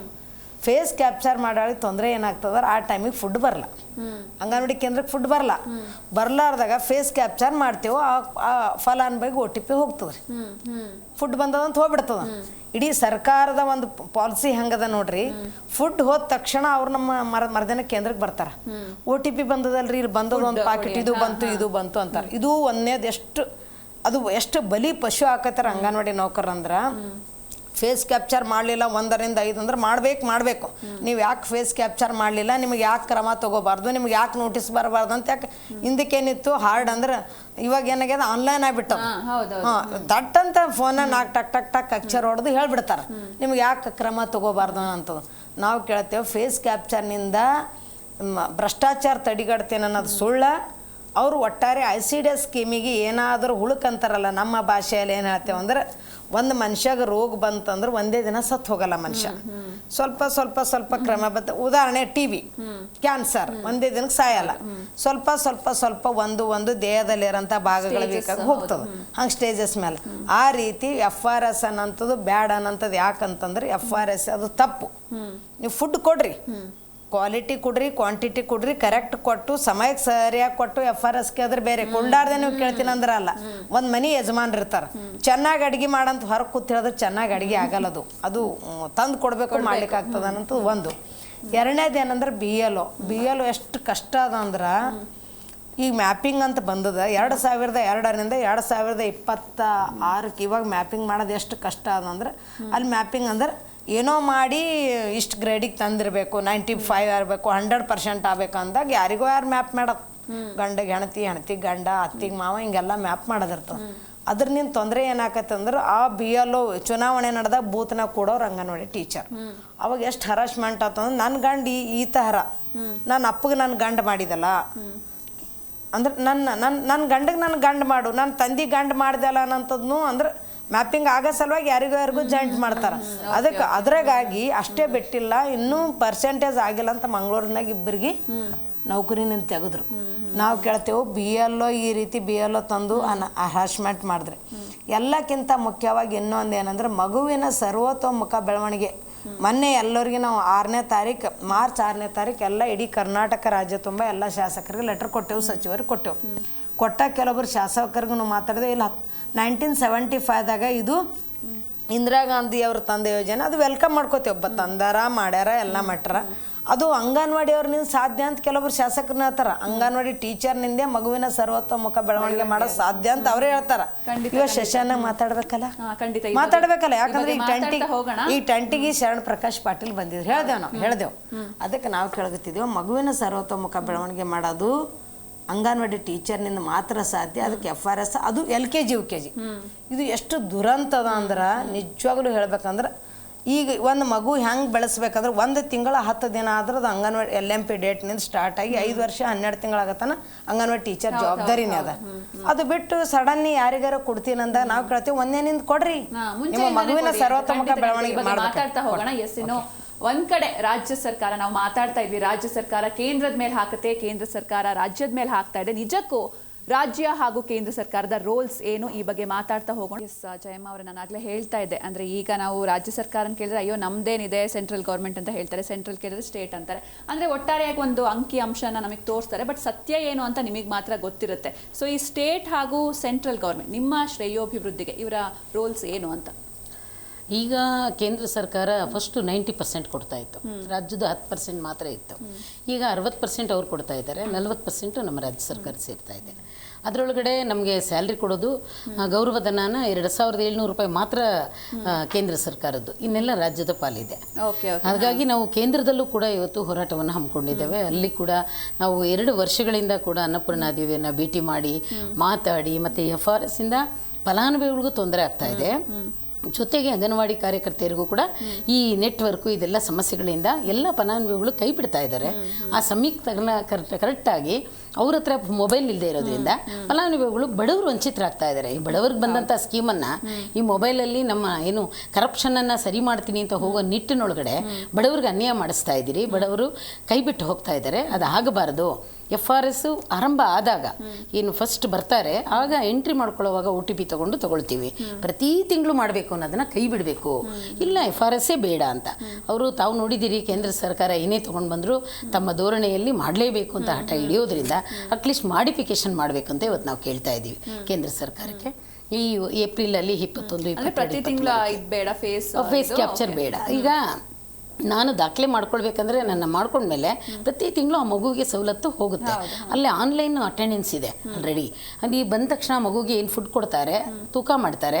ಬರೀ ಫುಡ್ ಕೊಡೋದೇ ನಮ್ದಲ್ಲ, ಮಗುವಿನ ಎಷ್ಟು ಎತ್ತರಕ್ಕೆ ಬೆಳವಣಿಗೆ ಇದೆ, ಎತ್ತರಕ್ಕೆ ತೂಕ ಎಷ್ಟು, ಮತ್ತು ಕುಬ್ಜನ ಇವಾಗ ಹೇಳ್ತಾ ಇದ್ರಿ ರಾಯಚೂರು ಮೊನ್ನೆ ಎಲ್ಲ ಪೇಪರಲ್ಲಿ ಬಂತು ಕುಬ್ಜರು ಅಂತ ಹೇಳಿ, ಅದು ವಂಶ ಪಾರಂಪರ್ಯವಾಗೂ ಇರುತ್ತೆ. ಜೊತೆಗೆ ಇಲ್ಲಿ ನ್ಯೂಟ್ರಿಷನ್ಸ್ ಇದರಿಂದನೂ ಇರುತ್ತೆ. ಇದು ಕುಬ್ಜ ಅಂತ ಹೇಳಿದಾಗ ಬಂದಾಗ ನಾವು ಅಲ್ಲಿ ಮಕ್ಕಳ ಡಾಕ್ಟ್ರಿಗೆ ರೆಫರ್ ಮಾಡ್ತೀವಿ, ಅವ್ರಿಗೆ ತೋರಿಸ್ತೀವಿ, ಮತ್ತು ಅದ್ರ ಟ್ರೀಟ್ಮೆಂಟ್ ಕೊಡುವಂಥ ಕೆಲಸ ಕೂಡ ನಡೆಯುತ್ತೆ. ಇಂಥ ಅಂಗವಿಕಲತೆಯನ್ನು ಇವೆಲ್ಲವನ್ನು ಹೋಗ್ಲಾಡಿಸ್ತಕ್ಕಂಥ ಒಂದು ವ್ಯವಸ್ಥೆ ಇದು. ಇದಕ್ಕೆ ನೀವು FRS ಅಂತ ತೊಗೊಂಡು ಬಂದರೆ ಆ ತಾಯಿ ತಂದೆನೇ ಬರಬೇಕು. ಯಾರನ್ನ ನಾವು ಫೋಟೋ ತೆಗ್ದಿರ್ತೀವಿ ಅಲ್ಲಿ ಯಾರೋ ಅಜ್ಜ ಹತ್ರ ಮಗು ಅವರೇ ಬರಬೇಕು, ಬೇರೆಯವ್ರು ಬರೋಂಗಿಲ್ಲ. ಅಜ್ಜ ಅಜ್ಜಿ ಯಾರೋ ಇರ್ತಾರೆ, ಇಲ್ಲ ಅವ್ರ ಮನೆಗೆ ಯಾರೋ ನೇಬರ್ಸ್ ಬಂದು ನೋಡ್ಕೊಳ್ತಾ ಇರ್ತಾರೆ. ಅವರನ್ನು ಮತ್ತು ನಾವು ದಾಖಲೆ ಏನಂತ ತೋರಿಸ್ಬೇಕಾಗತ್ತೆ ಇದರೊಳಗಡೆ ಮೊಬೈಲಲ್ಲಿ. ಈ ರೀತಿಯಾಗಿ ಸಮಸ್ಯೆ ಫಲಾನುಭವಿಗಳನ್ನ ಹೆಚ್ಚು ವಂಚಿತರನ್ನಾಗಿ ಮಾಡ್ತಾ ಇದ್ದಾರೆ. ನಮ್ಮ ಸಮಸ್ಯೆ ಇದೆ, ನಾವು ಕಷ್ಟಪಟ್ಟು ಕೆಲಸ ಮಾಡ್ತಾ ಇದ್ದೀವಿ, ನಮಗೆ ಕೂಲಿ ಕೊಡಿ ಅಂತ ಕೇಳ್ತಾ ಇದ್ದೀವಿ, ನಮಗೆ ಕನಿಷ್ಠ ವೇತನ ಕೊಡಿ ಮೇಜರ್ ಆಗಿ ಅಂತ. ಮತ್ತು ಮನೆಗೆ ಕಳಿಸ್ತಾ ಇದ್ದಾರೆ. ಯಾವುದೇ ವರ್ಗಕ್ಕೆ ಆಗಲಿ ಮೇಡಮ್, ಶಕ್ತಿ ಇರುವಾಗ ದುರ್ಸ್ಕೊಳ್ತಾ ಇದ್ದಾರೆ. ಮನೆಗೆ ಕಳಿಸೋವಾಗ ಪೆನ್ಷನ್ ಸ್ಕೀಮ್ ತೊಗೊಂಡು ಬನ್ನಿ ಕೊಡಿ. ಹಿಂದೆ ಏನು OPS ಇತ್ತು ಅದನ್ನು ನಮಗೂ ತರಬೇಕು, ಎಲ್ಲ ಕಾರ್ಮಿಕರಿಗೆ. ಇವತ್ತು ನಮಗೆ ಪೆನ್ಷನ್ ಸ್ಕೀಮನ್ನು ನೀವು ತರಲೇಬೇಕು. ಯಾಕೆಂದರೆ ಜೀವನ ತುಂಬ ಕಷ್ಟ ಇದೆ. ಇಲ್ಲಿ ಒಬ್ಬೊಬ್ಬರನ್ನ ಒಂಟಿ ಮಹಿಳೆಯರು ಕೂಡ ನಾವು ಇಲ್ಲಿ ಬಂದು ಕೆಲಸ ಮಾಡ್ತಾ ಇರ್ತೀವಿ. ಜೀವನಕ್ಕಿಲ್ಲದೆ ಇವತ್ತು ಇಲ್ಲಿ ಯಾರು ನೋಡ್ಕೊಳ್ಳೋಕಿಲ್ಲದೆ. ಹೌದು, ಇವತ್ತು ವಿಧವೆಯರಿಗೆ ತಾವು ಕೆಲಸ ಕೊಟ್ಟಿರ್ತೀರಿ, ಪರಿತ್ಯಕ್ತಿಯರಿಗೆ ಕೊಟ್ಟಿರ್ತೀರಿ. ಮತ್ತು ಈ ಒಂದು ಬಡ ಕಾರ್ಯಕರ್ತರನ್ನ ನೀವು ತಗೊಂಡು ಕೆಲಸಕ್ಕೆ ತಗೊಂಡು ಈ ರೀತಿ ಅನ್ಯಾಯ ಮಾಡ್ತಾ ಇರ್ತಕ್ಕಂಥದ್ದು ಸರಿಯಲ್ಲ. ಇವತ್ತು 60-70 ಸಾವಿರ ಸಂಬಳ ತಗೊಳ್ಳೋರಿಗೆ ಒಂದು ಮಗು ಇದ್ರೂ ಕೂಡ ನಿಮ್ಗೆ ಸಂಬಳ ಹೋಗ್ತಾ ಇರುತ್ತೆ. ಆದರೆ ಇಷ್ಟೆಲ್ಲ ಕೆಲಸಗಳು ಬರೀ ನಾವು ಪಾಠ ಮಾಡೋದು ಒಂದೇ ಅಲ್ಲ, ಮಗುವಿನ ಮತ್ತು ಗ್ರಾಮದ ಎಲ್ಲ ನೋಟವನ್ನು ತಗೊಂಡು ನಾವು ಚುಚ್ಚುಮದ್ದು ಹಾಕಿಸ್ಬೇಕು, ಮತ್ತು ಮಾತೃವಂದನ ಕೊಡಬೇಕು. ಬರ್ಡನ್ ಅನ್ಸಲ್ವಾ? ಹೆಂಗ್ ಮ್ಯಾನೇಜ್ ಮಾಡ್ತೀರಾ? ಹೇಗಾಗ್ತಿದೆ ಅಂದರೆ ಬರ್ಡನ್ನು ಮನೆಗೆ ಹೋದ್ರೂ ಕನಸು ಅದೇ ಇರುತ್ತೆ ನಮ್ಮ ಹೆಣ್ಮಕ್ಳಿಗೆ. ನಾನು ಕೂಡ 25 ವರ್ಷ ವರ್ಕ್ ಮಾಡಿ ಈಗ ನಾನು ರಿಸೈನ್ ಮಾಡಿದ್ದೀನಿ. ಆದರೆ ಯಾವಾಗಲೂ ಮನೆಗೆ ಇರಬೇಕು. ಮೊಬೈಲ್ 10 ಗಂಟೆ ಆದರೂ ಅವ್ರ ಕೈಯಲ್ಲೇ ಇರುತ್ತೆ. FRS ಎಲ್ಲೋದ್ರೂ ನಿಂತ್ಕೊಂಡು ಪಾಪ ಮಾಡ್ತಾನೆ ಇರ್ತಾರೆ ಮೇಡಮ್. ಆ ಪರಿಸ್ಥಿತಿಗೆ ಬಂದು ಕೆಲವರಿಗೆ ಕಣ್ಣು ಕಾಣಿಸ್ದಂಗೆ ಆಗ್ತಾ ಇದೆ, ಅನಾರೋಗ್ಯ ಕೂಡ ಬರ್ತಾ ಇದೆ. ಅದರಿಂದ ಈ ವ್ಯವಸ್ಥೆನ ಮಾಡಿಫಿಕೇಶನ್ ಮಾಡಿದ್ದ ಕೇಂದ್ರಕ್ಕೂ ಕೇಳ್ತಾ ಇದ್ದೀವಿ, ತಾವು ಕೂಡ ಇಲ್ಲಿಂದ ಕಳಿಸ್ಬೇಕಾಗತ್ತೆ. ಈಗೇನು ಇವತ್ತು ತರಲಿಕ್ಕೆ ಕೇಂದ್ರ ಸರ್ಕಾರ ಹೊರಟಿದೆ, ಇದಕ್ಕೆ ಅಲ್ಲಿ ಕನಿಷ್ಠ ವೇತನ ಅಲ್ಲಿ ಕೂಡ ನಮಗೆ ತಗೋಬರ್ಬೇಕು ಮೋದಿಜಿಯವರು. ಯಾಕೆಂದ್ರೆ ನಾವು ಅನ್ನಪೂರ್ಣ ದೇವರಿಗೆ ಎಷ್ಟು ಜನ ಇವತ್ತು ನಾವು ಕೂಡ ಇದ್ರ ಮುಖಾಂತರ ಹೋಗಿ ಆಗಸ್ಟ್ ತಿಂಗಳಲ್ಲಿ ಭೇಟಿ ಮಾಡಿದ್ವಿ, ಚರ್ಚೆ ಮಾಡಿದ್ದೀವಿ. ಬೇರೆ ಇತರೆ ಸಂಘಟನೆ ಕೂಡ ಹೋಗಿ ಮಾತುಕತೆ ಆಡ್ತು. ಯಾಕೆ ಈ ರೀತಿ ಮಾಡ್ತಾ ಇದೆ ಕೇಂದ್ರ ಸರ್ಕಾರ? ಅದನ್ನೇ ಇಟ್ಕೊಂಡು ತಾವು ಅದು ಕೊಡಲಿ ಅಂತ ಹೇಳೋದು ಬೇಡ. ನೀವು ನಮಗೆ ಆಲ್ರೆಡಿ ಯೂನಿಫಾರ್ಮ್ 2 ಕೊಡ್ತಾ ಇದ್ದಾರೆ, ನಮ್ಗೆ ಅದು ಸಾಕಾಗುತ್ತೆ. ಇವತ್ತು ನಮ್ಮ ಜೀವನಕ್ಕೆ ಬೇಕಾಗಿರೋದು 2 ಸೀರೆ ಅಲ್ಲ, ನಮಗೆ ವಿಶೇಷವಾಗಿ ಖಂಡಿತ ಬೇಡ. ಆ ಬಜೆಟನ್ನು ದಯವಿಟ್ಟು ವಾಪಸ್ ತಗೊಂಡು ಇವತ್ತು ನಿವೃತ್ತಿಯಾಗಿ ಮನೆಗೆ ಹೋಗಿದ್ದಾರೆ, ಇವತ್ತು ಏನು ಊಟ ಇಲ್ಲದೆ ಒದ್ದಾಡ್ತಾ ಇದ್ದಾರೆ, ಅವರಿಗೆ ನೀವು ದಯವಿಟ್ಟು ಮಾಡಬೇಕು ಮಾಡಿಫಿಕೇಶನ್ ಈ ಬಜೆಟ್ ಒಳಗಡೆ ಅಂತ ಕೇಳ್ಕೊಳ್ತಾ ಇದ್ದೇವೆ. ಮತ್ತು ಈ ಶಿಕ್ಷಣದ ಇದಕ್ಕೆ ಎಲ್ಲರನ್ನು ಕರೆದು ಮಾತುಕತೆ ಮಾಡಿ ಈ ಒಂದು ವ್ಯವಸ್ಥೆನ ಉಳಿಸ್ಲಿಕ್ಕೆ, ಆ ಮಕ್ಕಳು ನಮ್ಮಲ್ಲಿ ಉಳಿಬೇಕಂದ್ರೆ ಯಾವ ರೀತಿ ಆಗಬೇಕಂತ ಚರ್ಚೆ ಆಗಲೇಬೇಕು. ಅದು ನಾವು ಕೂಡ ಬಜೆಟ್ ಪೂರ್ವದಲ್ಲಿ ಮಾಡ್ತಾರೆ, ಇದೇನು ಬರೋದಿಲ್ಲ ಅಂತೇಳಿ ಒಂದು ದಿನ ಮಾಡಿ ಹೋಗಿದ್ದೀವಿ. ಮುಂದಿನ ದಿನಗಳಲ್ಲಿ ಕೂಡ ನಾವು ಇದೇ ದಾರಿಯನ್ನು ಇತರೆ ಸಂಘಟನೆಗಳು ಕೂಡ ಮಾಡೋಂಥ ಪರಿಸ್ಥಿತಿಯನ್ನು ರಾಜ್ಯ ಸರ್ಕಾರ ತರಬಾರ್ದು. ಎಲ್ಲರನ್ನೂ ಕರೆದು ಮಾತುಕತೆ ಆಡಬೇಕು, ಚರ್ಚೆ ಆಗಬೇಕು. ಚರ್ಚೆ ಮಾಡಿ, ಯಾಕೆಂದರೆ ಹಲವಾರು ಸಂಘಟನೆಗಳಿದ್ದಾವೆ ಅಂದರೆ ಬಂದವರು ಮಾತ್ರ ಮಾತಾಡೋದಲ್ಲ. ಇದು ತುಂಬ ಈ ಒಂದು ಸರ್ಕಾರದೊಳಗಡೆ ಈಗಿರ್ತಕ್ಕಂಥ ಅಧಿಕಾರಿಗಳು ತುಂಬ ಮಲತಾಯಿ ಧೋರಣೆ ತೋರಿಸ್ತಾ ಇದ್ದಾರೆ. ಇದು ಅವರಿಗೆ ಸರಿಯಾದಲ್ಲ. ವರ್ಷದಿಂದ ಈ ಥರ ನಿಮಗೆ ಈಗ ಈ ಒಂದು ಸರ್ಕಾರ ಹೆಬ್ಬಾಳ್ಕರ್ ಮೇಡಮ್ ಅವರು ಬಂದಮೇಲೆ ಇವತ್ತು ನಮ್ಮ ಕಾರ್ಯದರ್ಶಿಯವರು ಅಲ್ಲಿನ ಏನು ನಿರ್ದೇಶಕರು, ಜಂಟಿ ನಿರ್ದೇಶಕರೆಲ್ಲ ಏನಿದ್ದಾರೆ ಇವರೆಲ್ಲರೂ ಕೂಡ ಎಲ್ಲರನ್ನು ಒಟ್ಟು ಕೂಡಿಸಿ ಯಾವತ್ತೂ ಸಭೆಗಳ ಮಾಡಲಿಕ್ಕೆ ಬಿಡೋದಿಲ್ಲ. ಯಾಕೆಂದರೆ ನಾವು ಸಂಘಟನಾಕಾರರು ಒಂದೇ ವೇನಲ್ಲಿ ಬಂದುಬಿಟ್ರೆ ಇವ್ರದ್ದು ಏನು ನಡೆಯೋದಿಲ್ಲ ಅಂತ ಏನಾದರೂ ಅಂದ್ಕೊಳ್ತಿದ್ದಾರೆ, ಗೊತ್ತಾಗ್ತಾ ಇಲ್ಲ. ಒಟ್ಟಿನಲ್ಲಿ ಒಡೆದು ಹಾಳ್ತಿದ್ದಾರೆ. ಅದನ್ನು ದಯವಿಟ್ಟು ಬಿಡಿ. ಯಾವತ್ತಾದರೂ ಒಂದಿನ ಸಂಘಟನಾಕಾರರು ಒಟ್ಟಿಗೆ ಇದ್ದೇ ಇರ್ತೀವಿ. ಆದರೆ ಕೇಂದ್ರ ಸರ್ಕಾರಕ್ಕೂ ಕೂಡ ನಾವಿವತ್ತು ಹೋರಾಟಕ್ಕೆ ಹೋಗ್ತಾ ಇದ್ದೇವೆ. ಅಲ್ಲಿ ಕೂಡ ಕೇಳ್ತೇವೆ, ನಾವು ರಾಜ್ಯದಲ್ಲಿ ನಾವು ನಿಮಗೆ ಮಾತ್ರ ಫೋರ್ಸ್ ಮಾಡಲ್ಲ, ಅಲ್ಲಿ ಕೂಡ ಹೋಗಿ ಅಲ್ಲಿ ಮೋದಿಜಿಯವರಿಗೆ ಬೇಟಿ ಬಚಾವೋ ಬೇಟಿ ಪಡೋ ಅಂತ ಇದೆಯಪ್ಪ, ನಾವೆಲ್ಲ ಯಾರು ಬೇಟಿ ಇರಲ್ವಾ, ಈ ಸಮಾಜದ ಮಹಿಳೆಯರನ್ನ ಮಕ್ಕಳನ್ನ ನಾನು ಉದ್ಧಾರ ಮಾಡ್ತೀನಿ ಅಂತ ಹೇಳ್ತಕ್ಕಂಥ ನೀವು ಇವ್ರಿಗೆ ಏನು ಕೊಡ್ತಾ ಇದ್ದೀರಿ ಅಂತ ಇವತ್ತು ನಾವು ಅಲ್ಲಿ ಕೂಡ ಕೇಳ್ತೇವೆ. ಇಲ್ಲಿ ರಾಜ್ಯ ಸರ್ಕಾರ ತಾವೇ ಕೊಟ್ಟಂತಹ ಏನು 6ನೇ ಗ್ಯಾರಂಟಿ ಪ್ರಿಯಾಂಕಾ ಗಾಂಧಿ ಕೊಟ್ಟಿದ್ರು ಒಬ್ಬ ಮಹಿಳೆ, ಅದನ್ನ ನಮಗೆ ಗೃಹಲಕ್ಷ್ಮಿ ಬೇಡ. ಈಗ ಇವತ್ತು 50-60 ಇವ್ರಿಗೆಲ್ಲ ಗೃಹಲಕ್ಷ್ಮಿ ಅಪ್ಲೈ 50% ಬರುತ್ತೆ ಮೇಡಮ್, 50-60% ಬರುತ್ತೆ. ಇನ್ನು 40% ಬರದೇ ಇರೋ ಹೆಣ್ಮಕ್ಳು ಕಷ್ಟಪಡ್ತಾ ಇದ್ದಾರಲ್ವಾ, ಅದಕ್ಕೆ ನಮಗೆ ಗೃಹಲಕ್ಷ್ಮಿನ ನಮ್ಮಿಂದ ತೆಕ್ಕೊಳಿಬೇಕಾದ್ರೆ. ಆದರೆ ನಮ್ಗೆ 6ನೇ ಗ್ಯಾರಂಟಿಯನ್ನು ಜಾರಿ ಮಾಡಿ ಜೀವನಕ್ಕೆ ಕರೆಕ್ಟ್ ಇರುತ್ತೆ.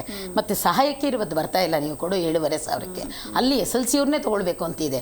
ಕಾಲಕ್ಕೆ ಭರ್ತಿ ಮಾಡೋದಿಲ್ಲ, ಅಲ್ಲಿ ಕೂಡ ಸಾಕಷ್ಟು ಇದು ನಡೀತಾ ಇರುತ್ತೆ ತಮಗೂ ಗೊತ್ತಿದ್ದಾಗೆ. ಈ ಒಂದು ಒತ್ತಡದಲ್ಲಿ ಈ ಒಂದು ಸರ್ಕಾರದಲ್ಲಿ ತುಂಬ ಜಂಜಾಟ ಜಾಸ್ತಿ ಆಗಿದೆ. ಇದನ್ನು ದಯವಿಟ್ಟು ಮನಗಾಳಬೇಕು. ನಮ್ಮ ಒಂದು ಕಾಂಗ್ರೆಸ್ ಸರ್ಕಾರ ನಮ್ಗೆ ಹೇಳ್ತಾ ಇರ್ತಾರೆ, ನೀವೆಲ್ಲರೂ ಸಪೋರ್ಟ್ ಮಾಡ್ತಂದ್ರಿ ಅಂತ ನಿಮ್ಮ ಮಾಧ್ಯಮಗಳೇ ಎಷ್ಟೋ ಸರಿ ನಮ್ಮ ಪ್ರಶ್ನೆ ಮಾಡಿದ್ದಾರೆ. ಆದರೆ ದುರಂತನ ಇದು ಅಂತ ನಮ್ಗೆ ಯೋಚನೆ ಮಾಡೋಂಗಾಗಿದೆ. ಹಾಗಾಗಿ ಈ ಕೇಂದ್ರ ಮತ್ತು ರಾಜ್ಯ ಸರ್ಕಾರದ ಪಾಲಿಂದ ಏನಾಗ್ತಾ ಇದೆ, ಕೇಂದ್ರ ಕೊಡಬೇಕು ಅಂತ ನಾವು ಹೋರಾಟವನ್ನು ಮಾಡ್ತೇವೆ. ಈಗ ರಾಜ್ಯ ಅದನ್ನೇ ತೋರಿಸಿ ನಮಗೆ KPSC ಶಾಲೆಗಳು ಇವನ್ನೆಲ್ಲ ತೆಗ್ಲಿಕ್ಕೆ ಕೊಡ್ತಾ ಇದ್ದೀರಿ, LKG UKGಯನ್ನು, ಅದಕ್ಕೆ ಕೊಟ್ಟಿರ್ತಕ್ಕಂಥ ಅನುದಾನವನ್ನು ನಮ್ಮ ಅಂಗನವಾಡಿ ಕೇಂದ್ರಗಳಿಗೆ, ಇಲ್ಲೇನು 17,000 ಜನ ನಮ್ಮ ಕಾರ್ಯಕರ್ತೆಯರಿದ್ದಾರೆ ಅವರಿಗೆ ಎಜುಕೇಷನ್ ಇದೆ ಅಂಥ ಕೇಂದ್ರಗಳೆಲ್ಲವನ್ನೂ ಕೂಡ ನೀವು LKG UKG 5,000 ಅಲ್ಲ, ಅಷ್ಟು ಕೇಂದ್ರಗಳಿಗೆ ಅನುದಾನ ತೆಗೆದು ಇಲ್ಲೇ ತೊಗೊಂಡು ಬನ್ನಿ 10,000 ನಾವು ಸರ್ಕಾರಿ ಶಾಲೆ ಕಳಿಸ್ಕೊಡ್ತೇವೆ ಮಕ್ಕಳನ್ನು.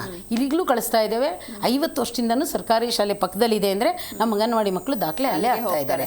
ಆದರೆ ಅಲ್ಲಿ ಟೀಚರ್ ಇಲ್ಲ, ಅಲ್ಲಿ ಶಾಲೆ ಇದಿಲ್ಲ, ಅಲ್ಲಿ ಸಮಸ್ಯೆನ ತಗೊಂಡು ಬಂದು ಇಲ್ಲಿ ನಮ್ಮ ಮಕ್ಕಳು LKG ಬಂದರೆ ಆಗುತ್ತೆ ಅಂತಿದೆಯಲ್ಲ, ಇದನ್ನು ಸರಿಯಾದ್ದಲ್ಲ. ಅದ ಪ್ರಶ್ನೆ ಅದಲ್ಲ. ನೀವು ಶಿಕ್ಷಕರನ್ನು ತುಂಬಿಕೊಳ್ಳದೆ ಶಾಲೆಯಲ್ಲೂ ಏನೂ ಇದಿಲ್ಲದೆ ಆ ಶಾಲೆನ ಒಂದು ಪಬ್ಲಿಕ್ ಶಾಲೆ ಮಾಡೋಕ್ಕೆ ಹೋಗಿ ಆ ಗ್ರಾಮದಲ್ಲಿರ್ತಕ್ಕಂಥ ಒಂದು ಪಕ್ಷಿ ನೋಟವನ್ನೇ ನೀವು ಹಾಳು ಮಾಡಕ್ಕೆ ಹೊರಟಿರೋದು ಸರಿಯಾದ್ದಲ್ಲ. ದಯವಿಟ್ಟು ಶಿಕ್ಷಣ ಸಚಿವರು ಮತ್ತು ಮಹಿಳಾ ಮತ್ತು ಮಕ್ಕಳ ಅಭಿವೃದ್ಧಿ ಸಚಿವರು ಕೂತು ಮಾತಾಡಿ ಈ ಒಂದು ಪ್ರಾಬ್ಲಮ್ಸ್ಗೆ ಸಮಸ್ಯೆ. ಈಗ ಹಿಂದೆ ನಾವು ಹೋರಾಟ ಮಾಡಿದಾಗ ತಜ್ಞರ ಸಮಿತಿ ಮಾಡ್ತೀವಿ ಅಂತ ಹೇಳಿದ್ರು, ಎಲ್ಲಿದೆ ತಜ್ಞರ ಸಮಿತಿ? ದಯವಿಟ್ಟು ತಾವೇನು ಹೇಳ್ತೀರೋ ಅದನ್ನ ಜಾರಿ ಮಾಡಿ ತೋರಿಸಿ.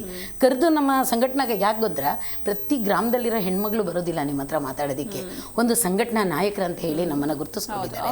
ನಾವು ಅವರ ರೆಪ್ರೆಸೆಂಟೇಟಿವ್ ಆಗಿ ಬರ್ತೀವಿ ಅಂದರೆ ನಮ್ಮನ್ನು ಕರೆದು ಮಾತಾಡಬೇಕಾದಂತೂ ಇವತ್ತಿನ ಏನು ಸಂವಿಧಾನಾತ್ಮಕವಾಗಿ ಇರ್ತಕ್ಕಂಥ ವ್ಯವಸ್ಥೆ, ಆ ವ್ಯವಸ್ಥೆಯನ್ನೇ ಧೂಳಿಪಟ ಮಾಡ್ತಕ್ಕಂಥದ್ದು ಮಹಿಳಾ ಮತ್ತು ಮಕ್ಕಳ ಅಭಿವೃದ್ಧಿ ಇಲಾಖೆಯಲ್ಲಿ ಸರಿಯಾದ್ದಲ್ಲ. ಈ ವ್ಯವಸ್ಥೆಯನ್ನು ಈ ರೀತಿ ತೊಗೊಂಡು ಬರಬೇಕು, ಚರ್ಚೆ ಆಗಬೇಕು, ಮತ್ತು ಮಾತುಕತೆ ಮುಖಾಂತರ ನಮಗೆ ಇದು ಮಾಡಬೇಕು. ಮತ್ತು DPT ಮಾಡ್ತೀವಿ ಅಂತ ಹೇಳಿದ್ದಾರೆ ಮೊಟ್ಟೆ ಹಣನ, ಇದು ಸರಿಯಾದ್ದಲ್ಲ. ಯಾಕೆಂದರೆ ಹಣವನ್ನ ಅಲ್ವಾ ಮೇಡಮ್, ಈಗ ಪಾಪ ಅವಳು ಏನೋ ಮಾಡ್ತಾ ಇರ್ತಾಳೆ, ಯಾವುದೋ ಒಂದು ಸಂಘ ಕಟ್ಕೊಂಡಿರ್ತಾಳೆ, ಇಲ್ಲಿ ಹೋಗಿದ ತಕ್ಷಣ ಆಗುತ್ತೆ.